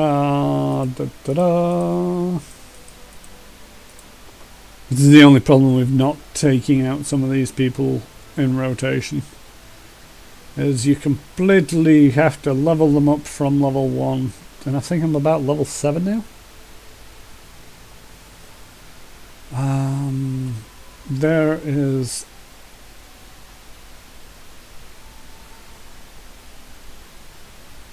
I don't think she has access to that feat yet. Let's size, that's a weapon of choice. Yeah. Coordinated maneuvers now. Back to back. I think this is a teamwork feat. Whenever you and an ally who also has this feat are flanking the same creature, you deal an additional 1d6 points of precision damage with each successful melee attack. I'll take it. Maybe somebody else will take precision damage. This one I decided I was going to take or Shield of Faith. Very defensive person. Solo tactics. At first level, all Inquisitor allies are treated as they possess the same teamwork feat as the Inquisitor for the purpose of determining whether the Inquisitor receives the bonuses of her teamwork feat. That's interesting and useful. The precision strike. Yeah, one of the things that it's one of the things that I like about Pathfinder is these teamwork feats, because it encourages the group to discuss and do these things, is to take the teamwork feats. One of the disadvantages, as by the fact that I'm playing everybody, is the fact that there's some that don't really for Valerie or Amory, do I really want to take precision strike? Oh yeah, welcome British Bumbershoot. You're incredibly late, or later than you usually are. This solo tactics is actually really nice. It basically says, as long as I have a teamwork feat, and there is somebody who fulfills the criteria, such as flanking the same creature, I get the benefit. Which basically means that you can take the teamwork feat, you both get the benefit if you both have it, but if they don't, the Inquisitor actually allows you to take the benefit regardless. A judgment. 1 point, put that into wisdom because that's where all the other points are. Level 2 spells. Inflict moderate wounds and hold person.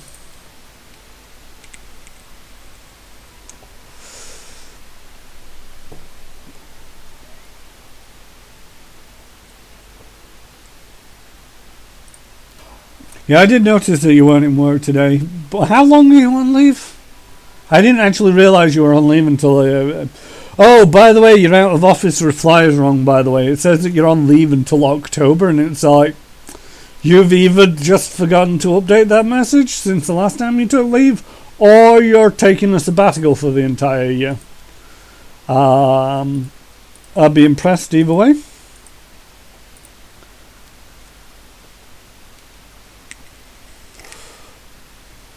See, now that I know that she gets them anyway, I'd be tempted to take more of these teamwork feats, because it's a +2 circumstance bonus for AC from opponents flanking you,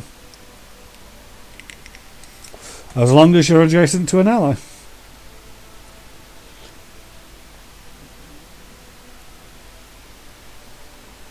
What other combat teamwork? Extra Bane weapon? I don't like meta magics. Shield shake it off. +1 to saving throws. Shield wall. I don't know why I'm really taking this excessively seriously, because at the end of the day, she's just going to go back on the bench as soon as I'm done with her.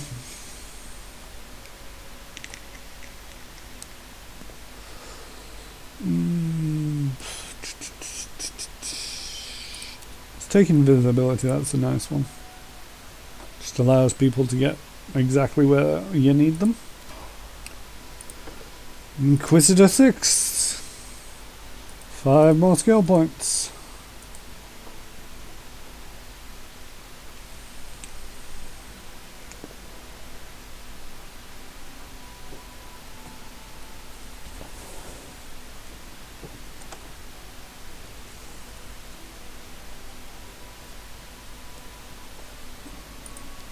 I'm not on leave now until this Friday. Yeah, Friday, and then I'm on leave for 2 weeks.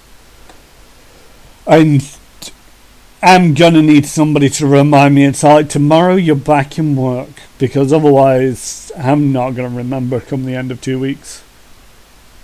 I'm gonna take the outflank because she now qualifies for it, which is a nice one, which actually other people have.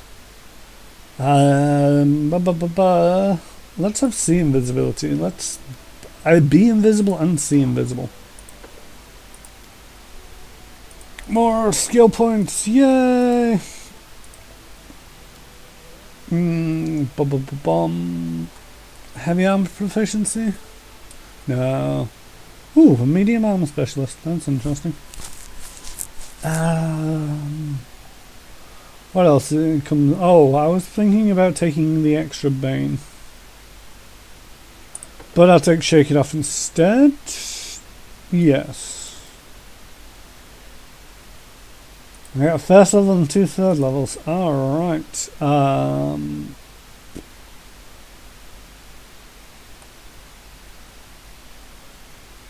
Let's take Bane.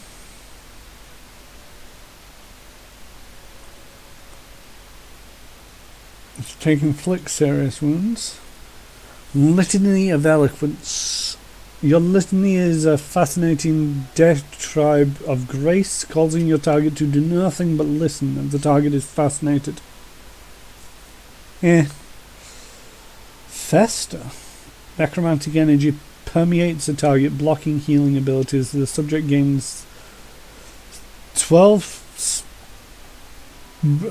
gains spell resistance equal to 12 plus your caster level against effects that restore hit points or grant temporary hit points. If the target succeeds the fortitude saving throw, Fester only lasts a single round. I mean, that's interesting, but I gotta say, I don't know of many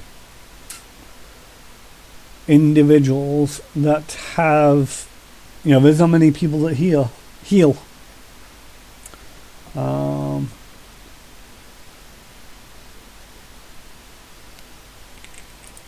Let's say magical investments become fairly defensive on everything else.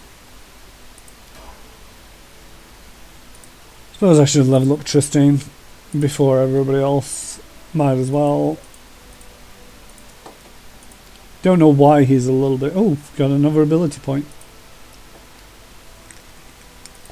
Just take his strength up to a 10, get rid of that -1 modifier. Nah, min-max it, stick it all in with. Whee! Holy Lance. Target one friendly creature within touch range. You give the weapon, you touch a holy special weapon quality for a number of rounds equal to half your level in the class that gave you access to it, which would be 4. Nice. So I remember this Inquisitor as someone who popped up and gave you a sassy remark. How did you convince her to join your party? Also, is she any good at anything particular in the barony for tasks? No, she isn't. She isn't on my list. She isn't on my list of advisors. She is down here, but there's no position for her as far as I'm aware. I'm not entirely sure. I can't switch anybody out.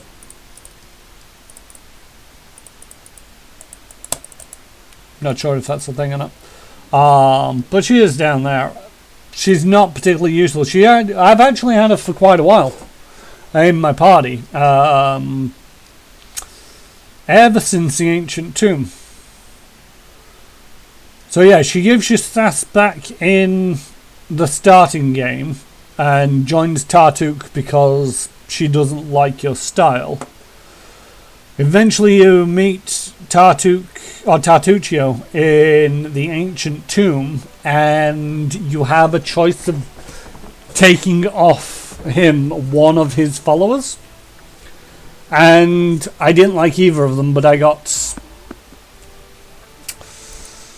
whatever her name is. Cannot remember her name for the life of me. Jafal?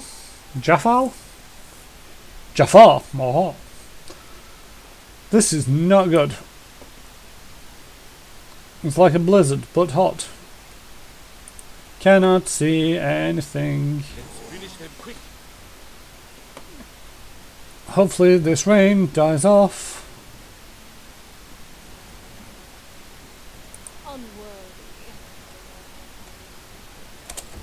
If anybody's wondering, it is voiced by Laura Bailey from Critical Role. Not that anybody asked.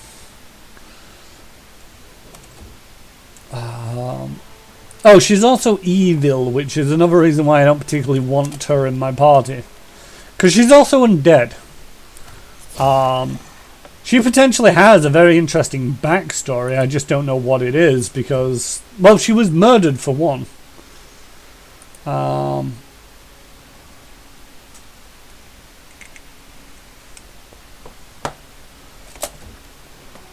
Yeah, I do think she gave us sass even when she was joining us. It was just like, well, at least you're slightly better than this purple guy.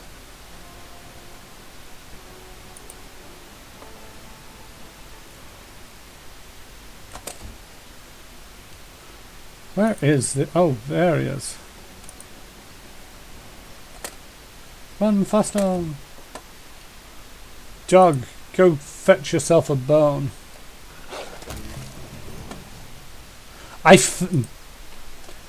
You weren't here earlier, British Bumbershoot. You missed me finding the kid and then getting him killed. And then the very anticlimactic reaction of his mother.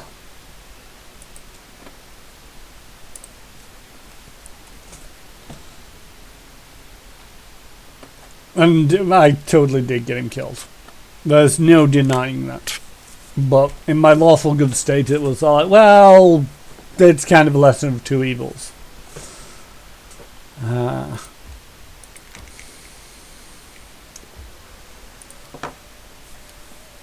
Oh, has everybody just leveled up? Was that enough AEXP to level us two flimsy little skeletons?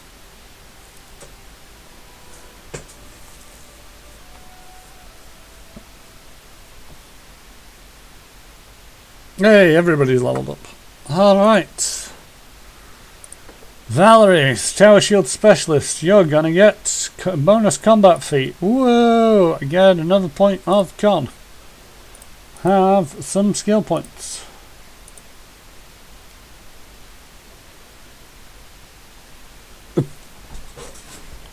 Yeah, you might want to give it a rewatch because I explicitly called you out, and so like not being here for this pivotal moment of, increase the AC bonus granted by your shield you are using by 1. This stacks with the bonus granted by shield focus. I like it. Take the greater shield bonus. Increase your AC to ridiculous levels. You're now at 31 and level 8 and 116 hit points. Amory, you're gonna stick as barbarian. You're going to get a rage power. Ooh, rage powers. Have a point in strength.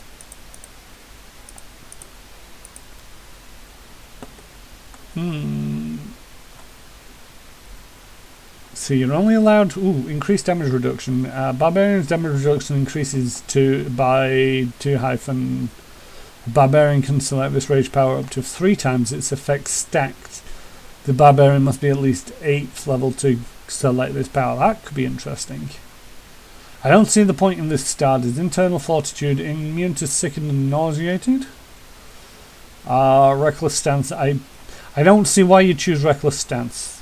Take a +1 bonus to attack rolls, but a -1 to AC that increases every 4 levels, but decreases by every 4 levels. Or a +1 competency bonus to melee attack rolls and thrown weapon attack rolls.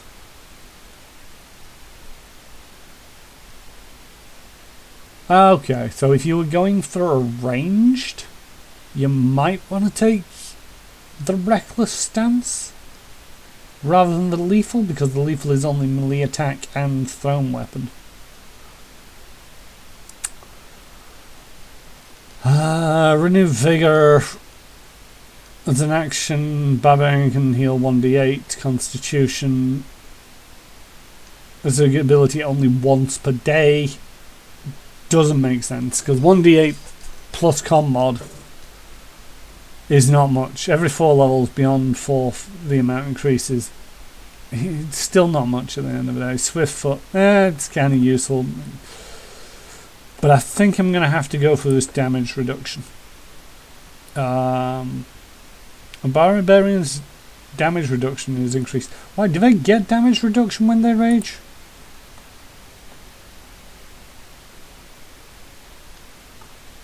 Or is it just increasing it by 2 because it's... I don't know. She's getting damage reduction.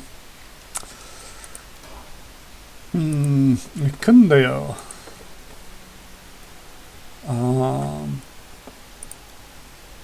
Have point index, skills, and favored terrain. Oof.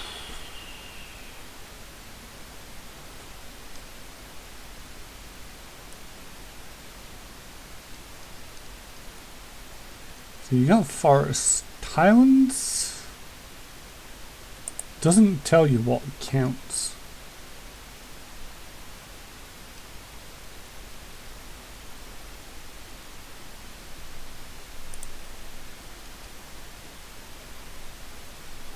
Yeah, it's just when it says increases, you'd think that it's possibly worded like that because you can take it multiple times, so it increases from 0 to 2 to 2 to 4 to 2 to 6 if you take it 3 times. It's just odd when you don't have any and you gain some. But it's possibly worded like that to avoid the confusion between it stacking multiple times.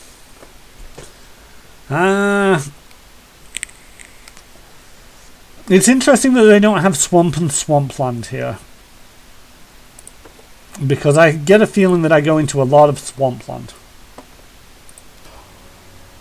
Do you have spells that need selecting? You do. No. Sense Vitals.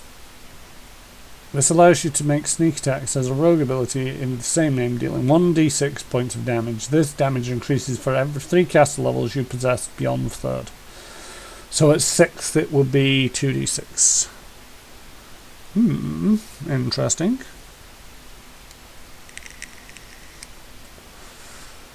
A round per level, so for 8 rounds, I will take it. I need to do Tristan spells. I just got a boop.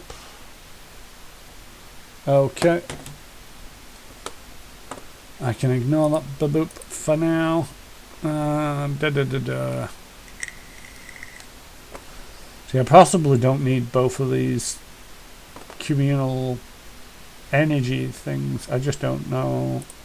Now, there's no point in taking that because I can convert any of them into that. Crusader's Edge. No, that's your melee weapon. You don't do melee weapons. Can you do that? Oh, you could do one of those. I mean, I'm tempted to go for... I like the idea of summon monster.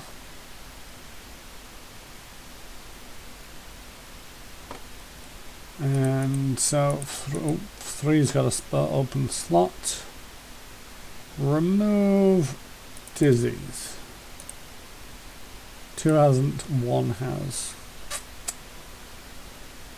See, there's not much here that I actually particularly like. Divine Favour. Personal. Take it.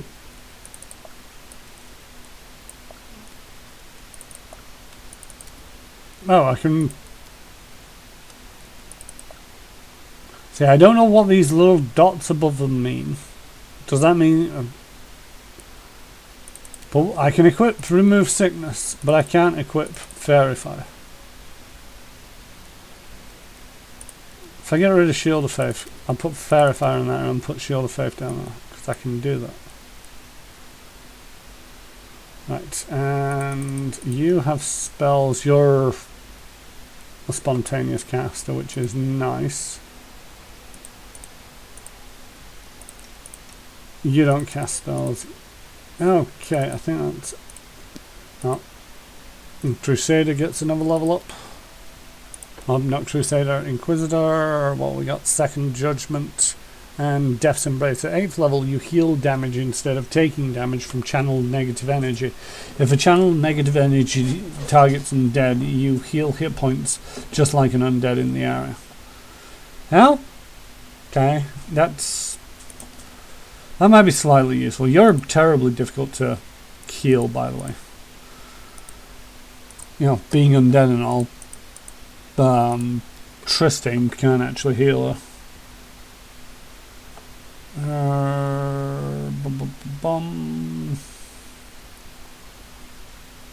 Your litany can just chains of energy that lash her upwards from the ground and hamper the target's movement. Sure, why not?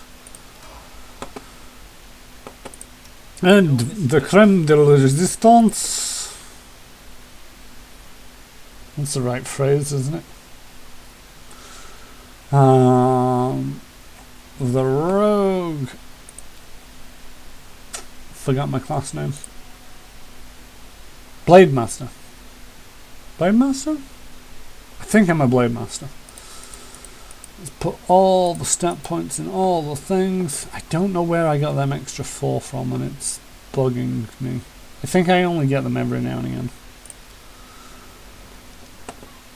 Right, I get a rogue talent. What's a combat trick? See, I could take the outflank here. Which could help. Don't really want terrain mastery. Don't want +4. Don't really care about fast stealth. Focused attacks, I've got enough of those. Iron Guts. No. Skill focus. Could be interesting. Because I could possibly do with skill focusing trickery, because there has been a couple of lock boxes. Pièce de la résistance, that's it. Not crème de la résistance. Pièce. I've forgotten how to say it again now.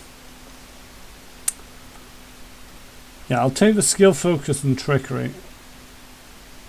But that doesn't come up that often. And I could take it as a feat of the next level. I'm going to go with a combat trick and go for outflank. Or do I take this improved 2-weapon fighting? You get a second attack with your offhand, albeit at a -5 penalty. Now I'll stick with the outflank. Because just about everybody's got that, and it gives me a +2 to my attack rolls. I also get an improved uncanny dodge. I can no longer be flanked, which is great. This defense denies another rogue the ability to sneak attack the character by flanking her, unless the attacker has at least 4 more rogue rank levels than the target does. That's one of them crazy little things where it's like the GM is never gonna remember that in a million years. Right, I'm going to see this ball body, which I've already been to once, but I think I need Jafal with me. Or I need that dagger. I have the dagger. Okay. Let's watch the little dots move up the screen. How's my morality going? It's sliding out of there a little. It's eking a little bit more towards chaotic good than I would like.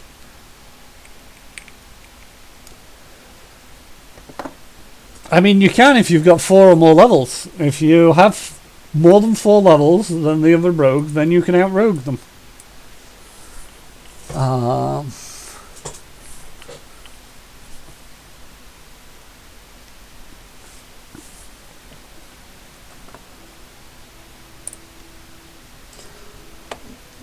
Jafal approaches the bald carcass, carefully examining the ground around it.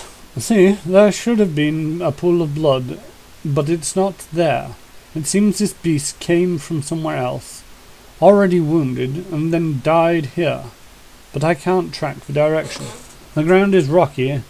It would take a troll to leave footprints here. The cuts are distinctive, like the kind my dagger would make. It has a few deep serrations on one side of the blade, so it wounds like a sawtooth weapon on that side. So far, everything backs up the elf's story. But how can we find out the one who stabbed the boar? A strange place. Anxiety knocks on the door of my mind. Don't understand where it came from.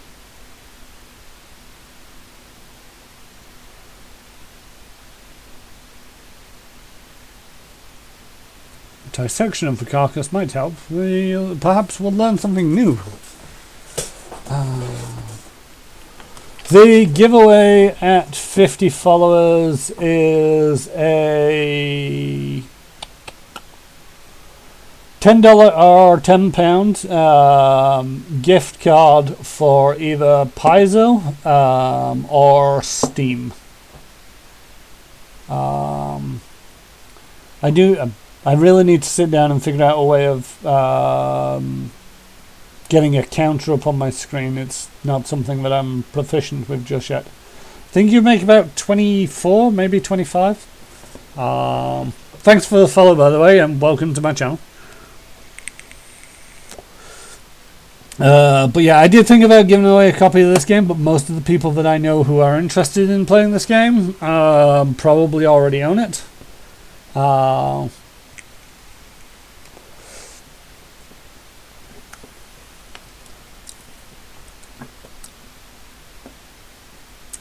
But yeah, we should carefully examine everything around here. If the boar was already wounded when it came here, there must be a trail of blood somewhere.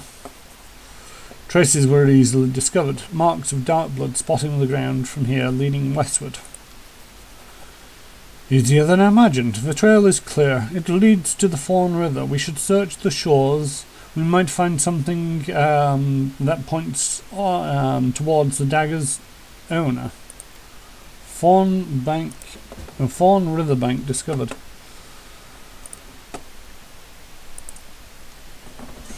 I like the way that it's actually calling back previous places that we've been to. In due time.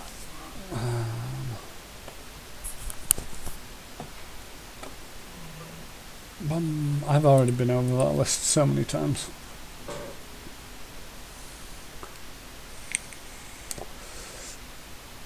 So, dude Spank, how did you find us today?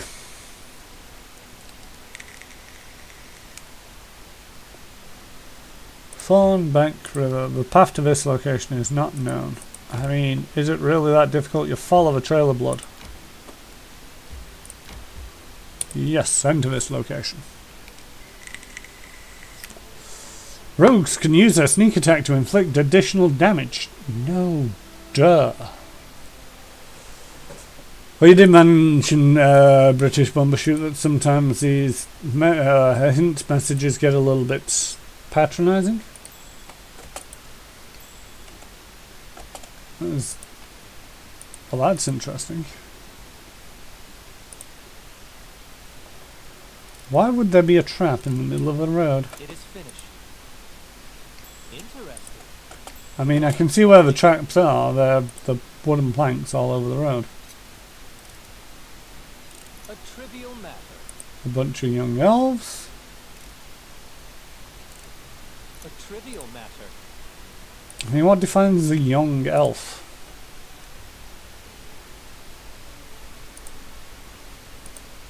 A giant moose. All maps of Avestan. A few coins. Bit of coal. Because it's well worth looting coal. All according to plan. Huh. No, that's her. She's found us. Monster, we knew that you would always thirst for blood. You will not take our lives easily. Now is the beginning of the hunt. What?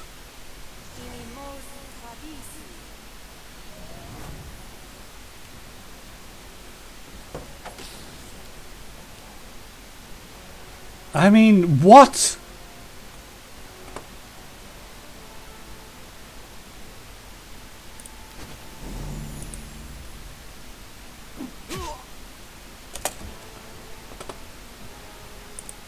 Take out the rogue before it messes somebody up.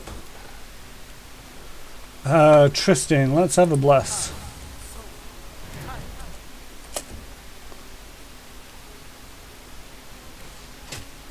Oof. Kundeo's getting messed up. Well, they were the first to fall. Emery, go poke the guy with the bow. Make him regret life choices. I see the faces of Oh, my buy a Kundeo. Alright, let's...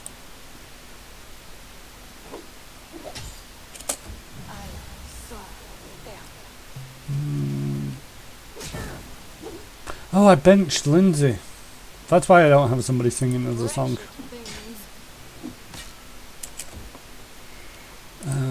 Mess them up. A calculated risk. Tristan, that one on the back. So many young elves die this day. Crazyplanet.com.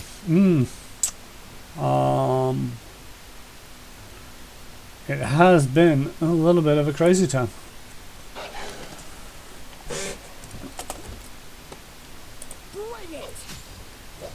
Oof, you do not have any AC, my friend. Valerie, finish that guy. And move on to this guy.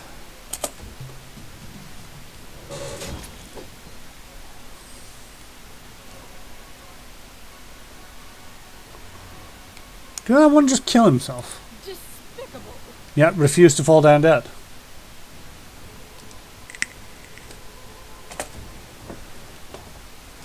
Oh, they've fallen down dead finally. Good job. I've got a player in my D&D game who's a 22-year-old elf. Is basically a child who ran away to live a life of adventure rather than go through all the rigmarole of learning the elven ways.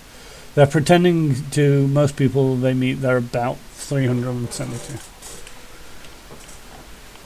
I mean, it's one of the things that I find odd about the extremely long-lived races like elves. It's like, at what rate do they mature just mentally and physically? You know, is 22-year-old? Because if they live to be 1,000 years old, just for example,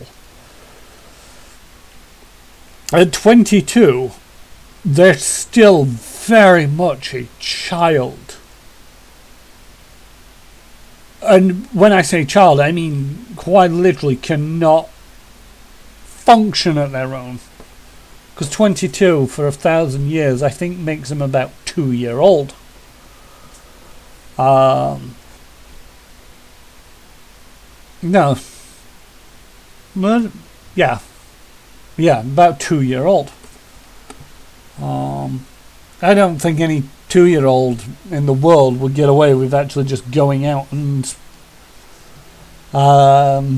surviving, never mind thriving. Jethro freezes in front of a dead elven girl. It's hard to read from the Inquisitor's face, but her posture suggests tension, a trembling force of a tightly stretched bowstring.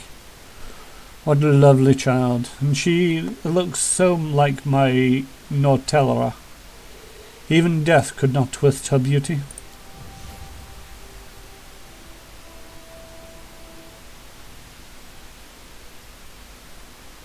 With a blank look in her eyes, Jethal passes her hand above the girl's body. The feeling of an oppressive force, cold and painful, becomes nearly physical.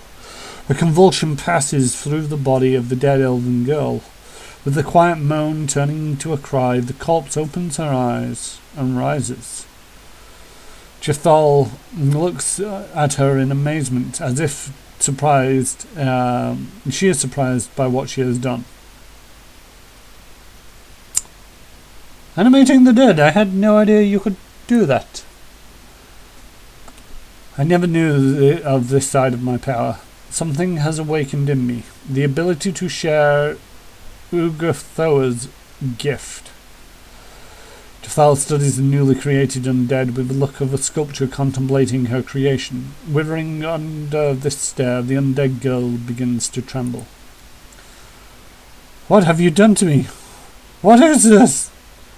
I saved you from oblivion. You and all of your beauty, foolish child. You now bear Ugathoa's gift, just as I. You are undead. I would prefer, if you would prefer to use the word used by uncomprehending narrow minds. Ugathoa, also known as the Pallid Princess and Lady of Despair, is a goddess of physical excess, disease, and the undead. She is mostly worshipped by dark necromancers, the undead, and those wishing to become undead. Sometimes those who live gluttonous lifestyles make supplication to her, as do those suffering from serious illness. Her faithful believe she was the first creature to defy Pharasma and return unnaturally from the boneyard and break free of the cycle of souls. No, I don't. It's better I follow my friends into death than become a disgusting undead creature. An unnaturally strong convulsion shakes the girl's body. She glares at you. I beg you for mercy. She doesn't have a heart, but you're different. You still live. Let me die. Put me out of my misery. I mean, at the end of the day, you wouldn't have died if you didn't attack us. So why do you attack us? The wide eyes of the elven girl are filled with confusion. We only meant to protect ourselves. The Wanderer warned us of this monster was chasing us. The elf points at the icy calm Jethal. He told us that she sought new sacrifices. Everyone in Cronin knows that she's killed elves for the sake of her damned goddess, and still she manages to get away with it, walked freely into exile. If we had known that she would track us down, we never would have left the forests of our homeland.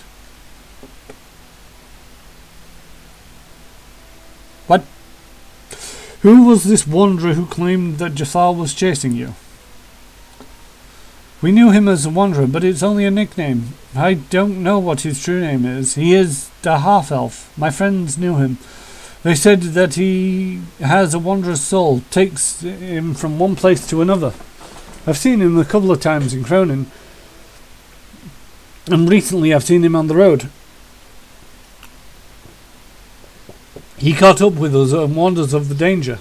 He had brown hair and yellow-green eyes like a cat's.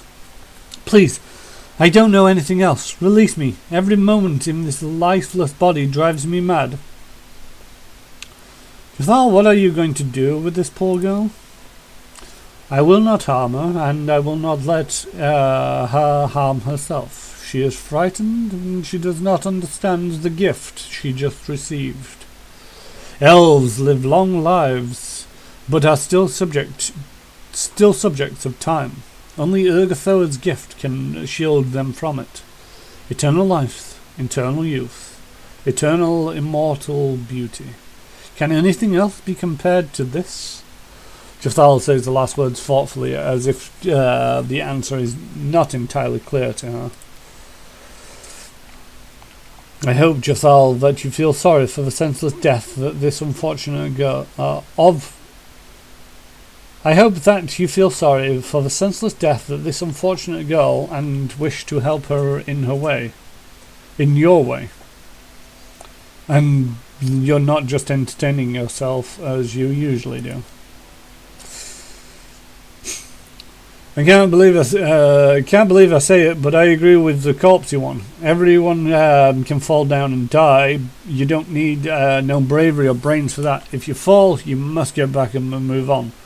I've done it many times, and I bet this Elfie will be able to get back up too, after she pulls herself together. Too bad to be undead. Worse to be really dead, or when you give up. No one can be forced into happiness, Jafal, especially with such a gift. Chiron, please end this poor soul's torment. Let her die as she wishes. I have one of two choices. Neutral evil, the girl should die. Chaotic good, you should allow the poor girl to die.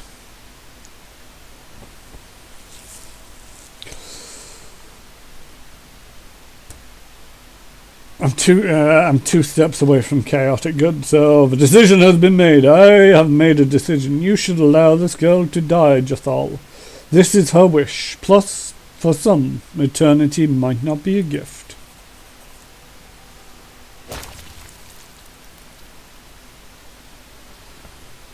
I cannot disobey my patron and master of these lands, so I made the corpse lady explode. However, I hope that you will not make a habit of disposing of valuable resources like this. Such waste is bad for both the ruler and his subjects.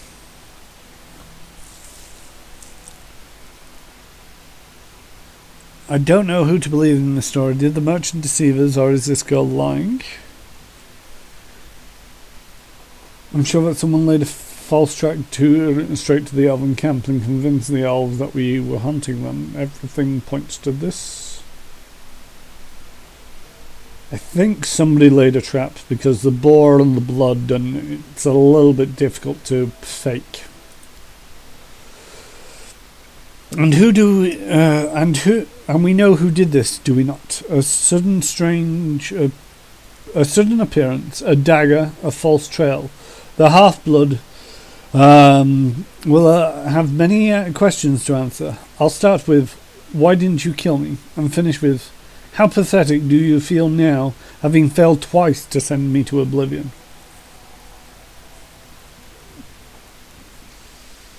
If Eno really deceived both of us and these elves, forcing us into to shed innocent blood, then he must be made to pay. You see, we now both have something to ask the half-blood about. This will be amusing. Let us hurry to the capital. To the capital? To the capital! Potion, junk. Scroll, masterwork, chunk. Pretty rock, composite shot burst, studied leather, ring of +1 protection as always, masterwork dagger, masterwork longsword, generally useless things. Remove sickness, pearls, coins, camping supply rations.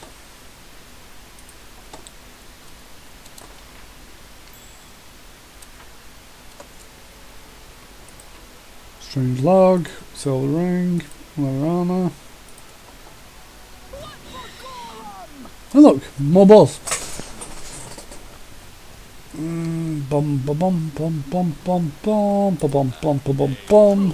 Should have healed up Balcondo. Remind me at some point to go mute Facebook, cause it keeps going off during my stream.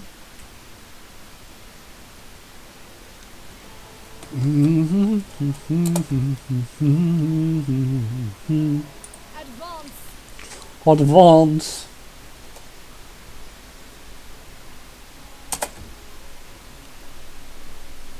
Can you charge it? No, you can't charge it.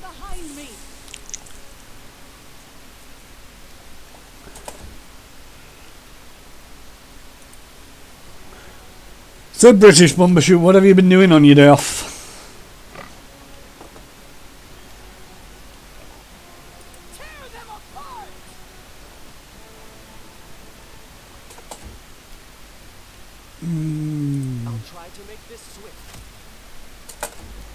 Oh, he actually gets a second attack now. Good for Tristan.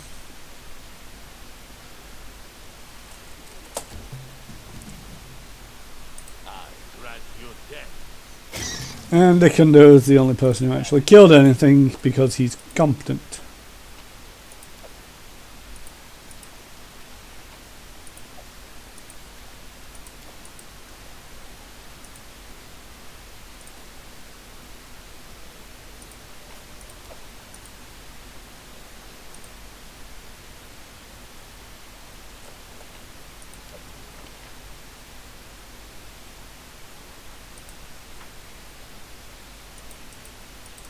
That looks like loot if I ever saw loot.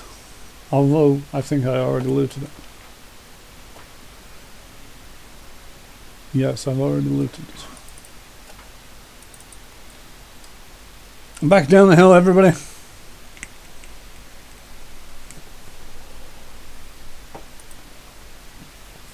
Bum bum bum bum bum bum bum bum bum bum bum bum bum bum.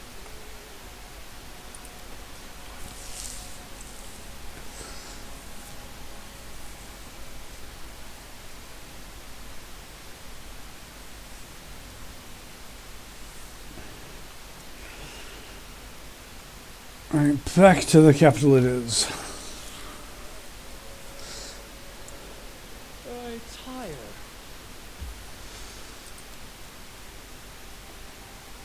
To the throne room, maybe? I don't know where we left this person. I mean, we didn't really leave him anywhere. Jathal rounded them up and brought him in.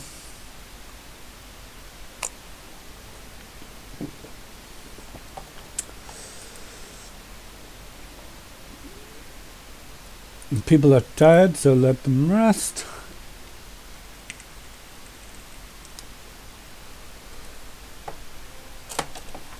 To investigate my death.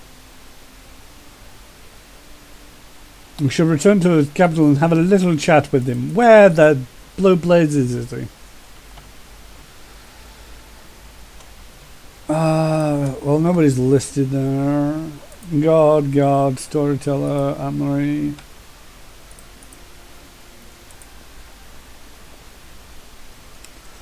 Town square, maybe?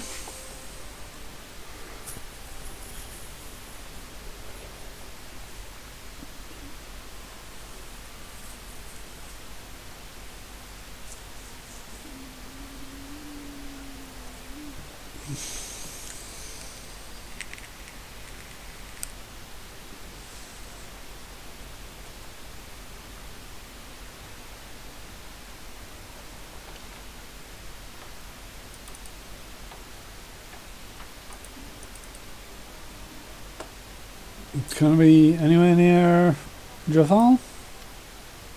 He fled, as I expected. Jafal touches the boxes that hold the merchant's wares. Her moves seem relaxed until you notice that her undead fingers are tense and bent like claws of the predator. It's pointless, illogical. Those children in the woods could hardly be expected to kill us.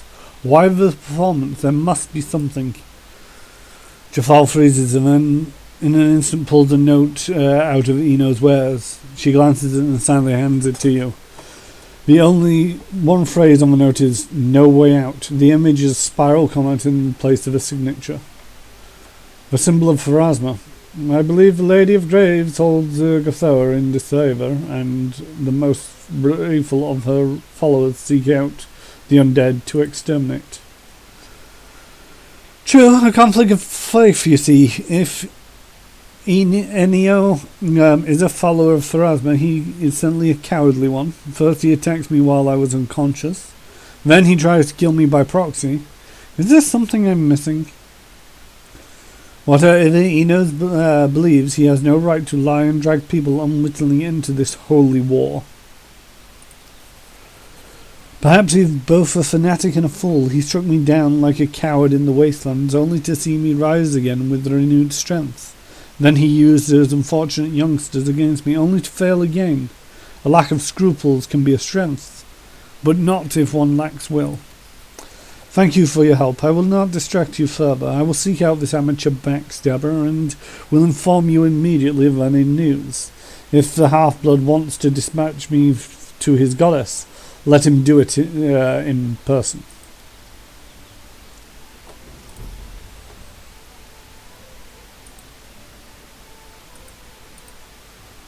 Well, okay then. Let's have a look at your wares. Sell off all the junk. Trident needs to go back in lockbox. I'm curious to know, should I just sell this dagger? Because it's not a very good dagger. Masterwork long spear, masterwork. Tempted to get rid of this ring of protection because not much use for them. Oh yeah, I picked the mushrooms up for the witch in the swamp. Deal 21,000. Bum bum bum.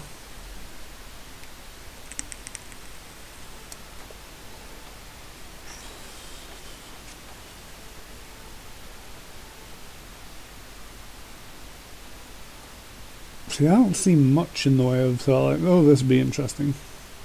I mean, I might be able to get enough build points to do something. Ooh, maybe not on many build points. I need something like 400 for that task.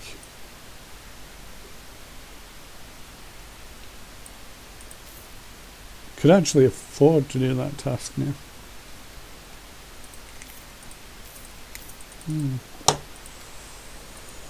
Thing is, I'm not sure if I want to spell my ill-gotten gains on, well, that task.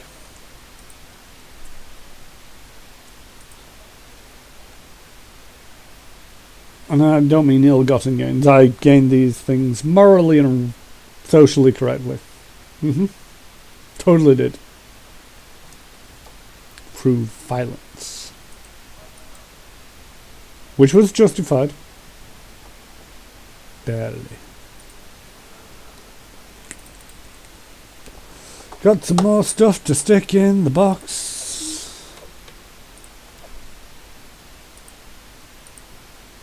Is it actually worth blessed plate, full plate plus 2? Probably afford to get rid of that one. I found some more stuff.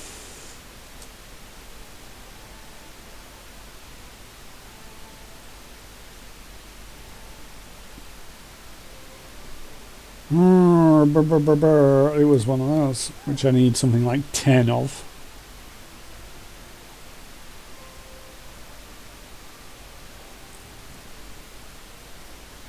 Don't know what that's all for. So you get a lot of things where it's like, no idea what these things are actually for. I got 3 diamonds now at least.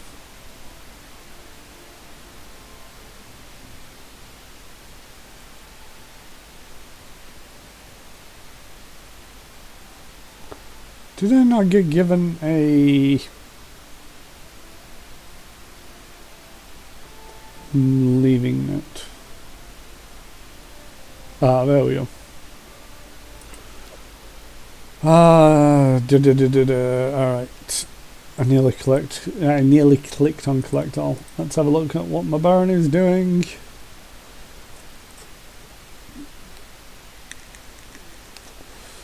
Two days for Jubileus, 3 days for that, 5 days for that, and still need over 200. Thing is, if I did purchase 225, 225, 18,000 just to start this event.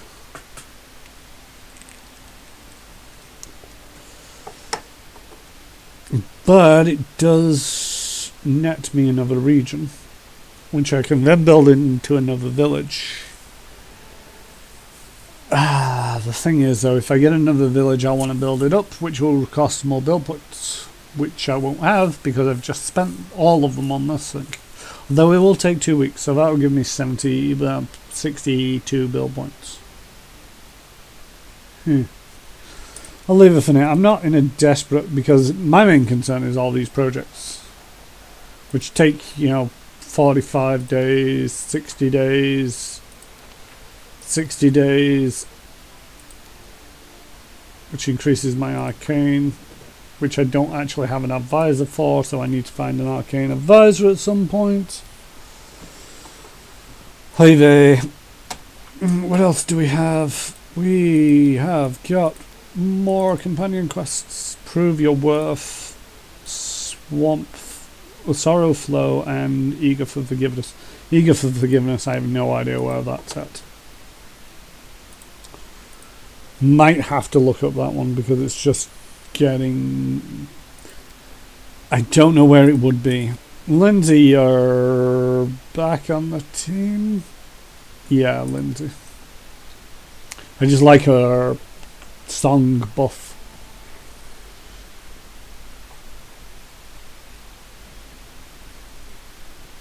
And Hogdad's lair, the closest point I can see is there. So off we go. Let's level up Bard. What do we get? We get another point of charisma, taking you up to a 22. That's impressive. Ooh, spells.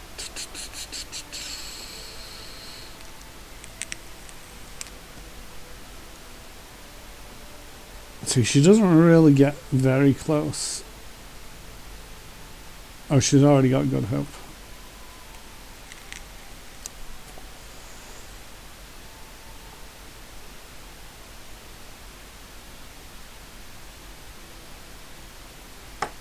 Non-friendly creature. Ooh, displacement is a really good one. Let's take that.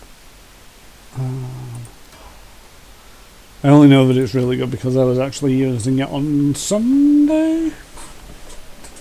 Yeah, Sunday for my Starfinder game. I mean, it didn't do the creature much good in the end of the day. Fight. Because it died all the same, but it took a while longer for it to die. A Hydra. It seems like a terrible idea.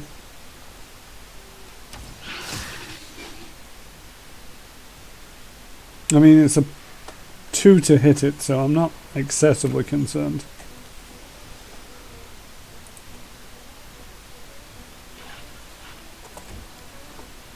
What is the Hydra's 5 magical beast?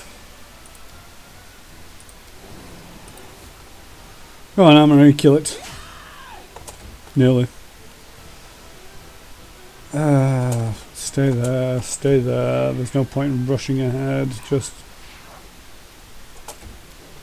Come on, one of you two's got to be able to hit it. Dog? There we go.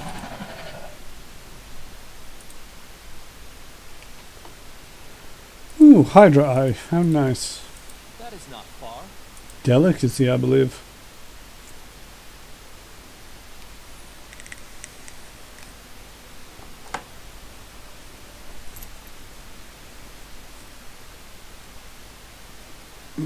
Continue onwards.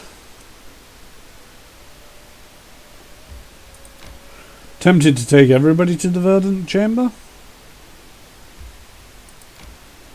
but we'll do Hogdag's Lair first. I'm hungry. When they stop. Round about now.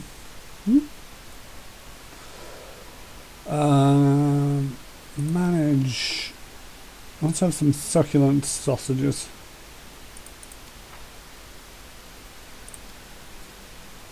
Someday, I will be as famous as Anime Bellabara herself. No, even more famous. Hoping I live that long.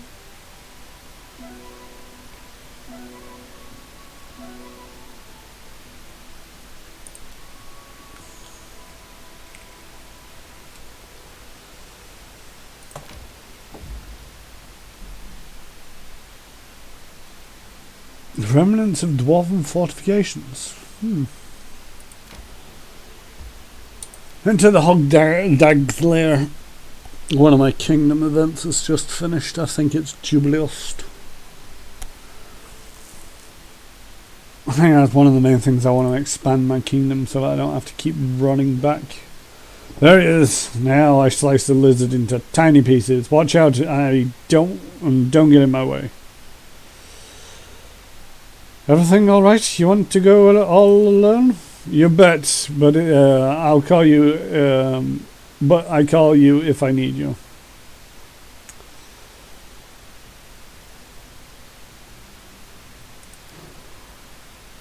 Amarie unleashes a fearsome battle cry and charges the monster.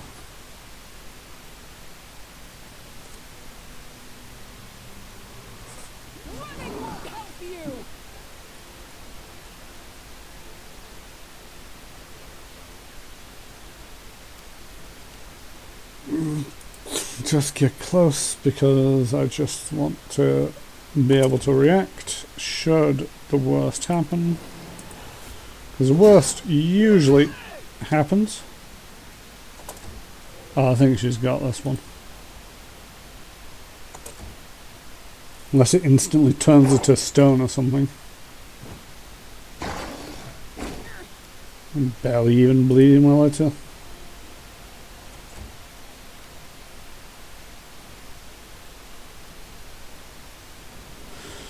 She's currently got 3 DR. Not 2 DR. I don't know where the other DR is coming from though.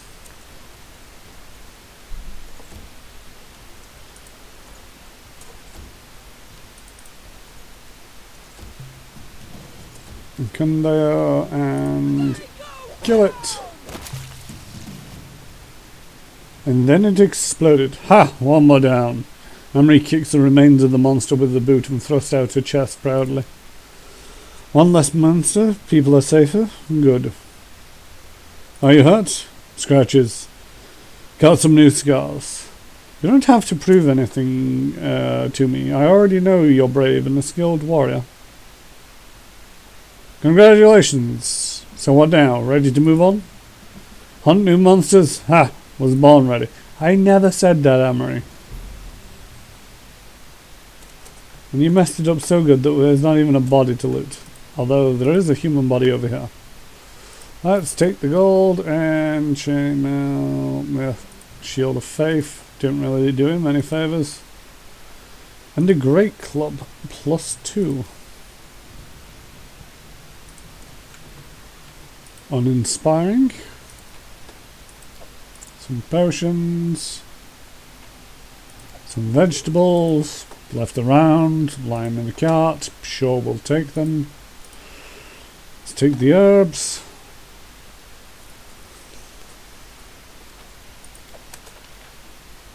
That's that body, and there's something over here. Edible moss.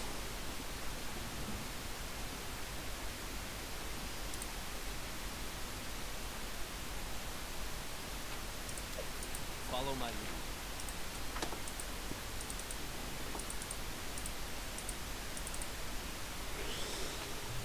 Alright, let's be off then.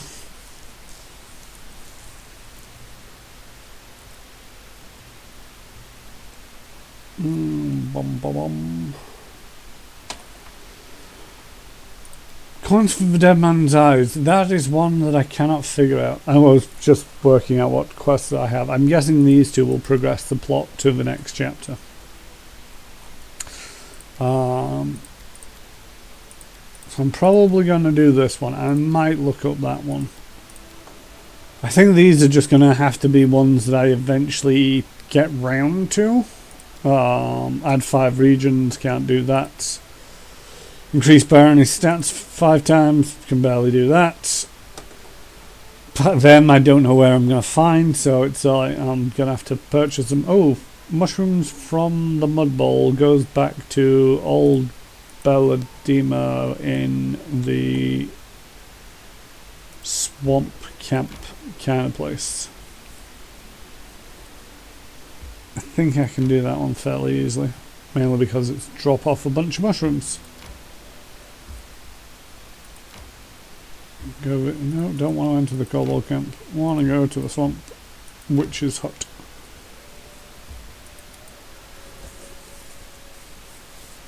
I think to a certain degree this has been a productive day. I found the missing kid. Then I helped Jethal with her death. Question mark.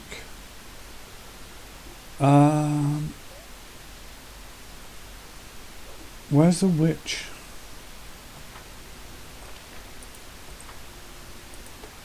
Is the witch over here? I think the witch might be over here.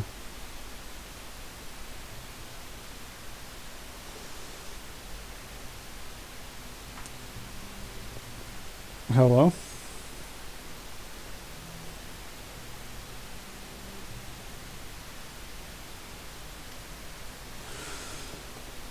How did you fools manage to lose the horses? We're supposed to carry boxes ourselves. We're supposed to carry these boxes ourselves? What are these iron things, and why the hell do we need them? That's them, caught red-handed. We'll show them what happens when you take something. We'll show them what happens when you take someone else's things without them. We'll teach them a lesson. These iron things will get us rich, blockhead. An alchemical transmuter. I've seen them in Ustalav. We just assemble it, turn it on, and turn rocks into gold all on its own. Don't just stand there, get the harness. Are you sure about this then? Alright, let's see if we can get this wagon on the move. You have 10 heartbeats to disappear. Go. Look at that scumbag who took down the Stag Lord, and no army to be seen. Lucky day, get him. If we take out the Baron, we can be Barons ourselves. Thrash the Baron, scum! I do believe you're all just about to regret life choices, just as a heads up. Why did they get a surprise round? This is so unfair. That was not a surprise. I knew that they were going to attack me.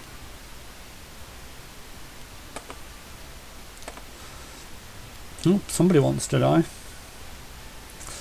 Can you? No, you can't shoot the guy in the back without moving. So shoot that one. And shoot another one. Why not? And move away a little bit.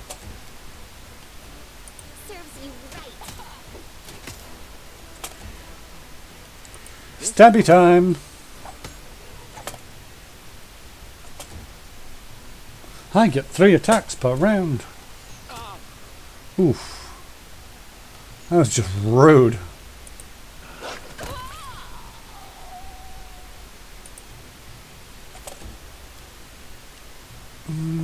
Can you charge at somebody? Yes, you can. Go mess that guy up. Oof.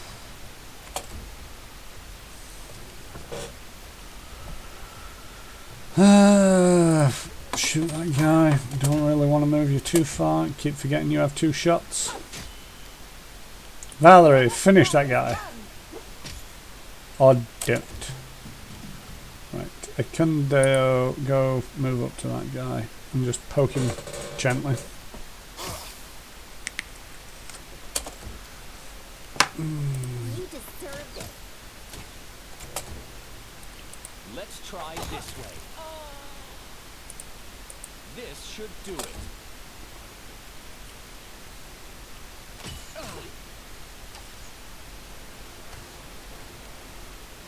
Dog, go. Oh, you just can't. There we go. Oh, man fell down. And then exploded. Longsword, it's just junk.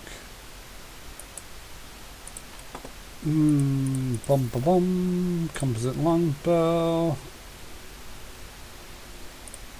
Scroll of shock and glass, lights.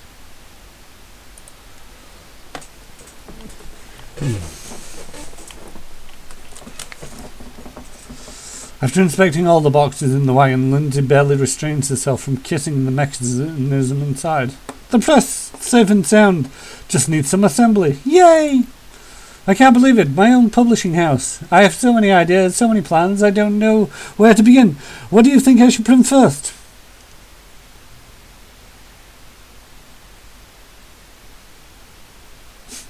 Print something Irovetti banned, just to spite him.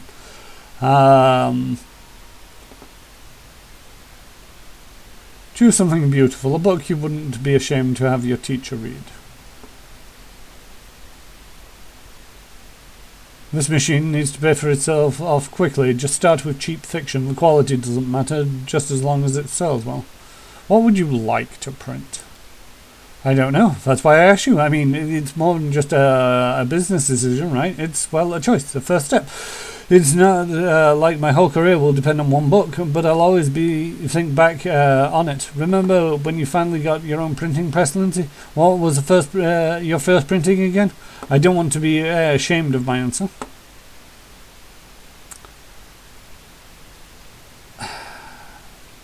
See, I kind of want to say print something that Irovetti banned just to spite him, but at the same token, that's like very spiteful, and she might regret that. And I don't want Lindsay to regret it, so choose something beautiful, a book you wouldn't be ashamed to have your teacher read. It was the teacher who showed me the beauty hidden in books. I think the best way I can reply that kindness would be to do the same for others. Maybe that's really the main calling of a bard. Are you looking to waste paper? Well, if Chiron lets you, it is your right. Still, you best print something useful to the system, or not just some pleasant handful of intellectuals. Let's go for it. I'll send the horses to get this delivery the rest of the way to the capital. Free building, printing house. Nice, nice. Tristan, do me a teensy weensy little favour. I have a bit of a boo-boo. Could you take care of it?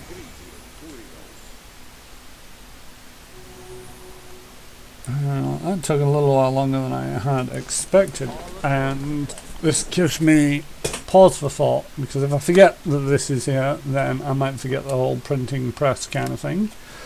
And so it is time for me to bid you all adieu.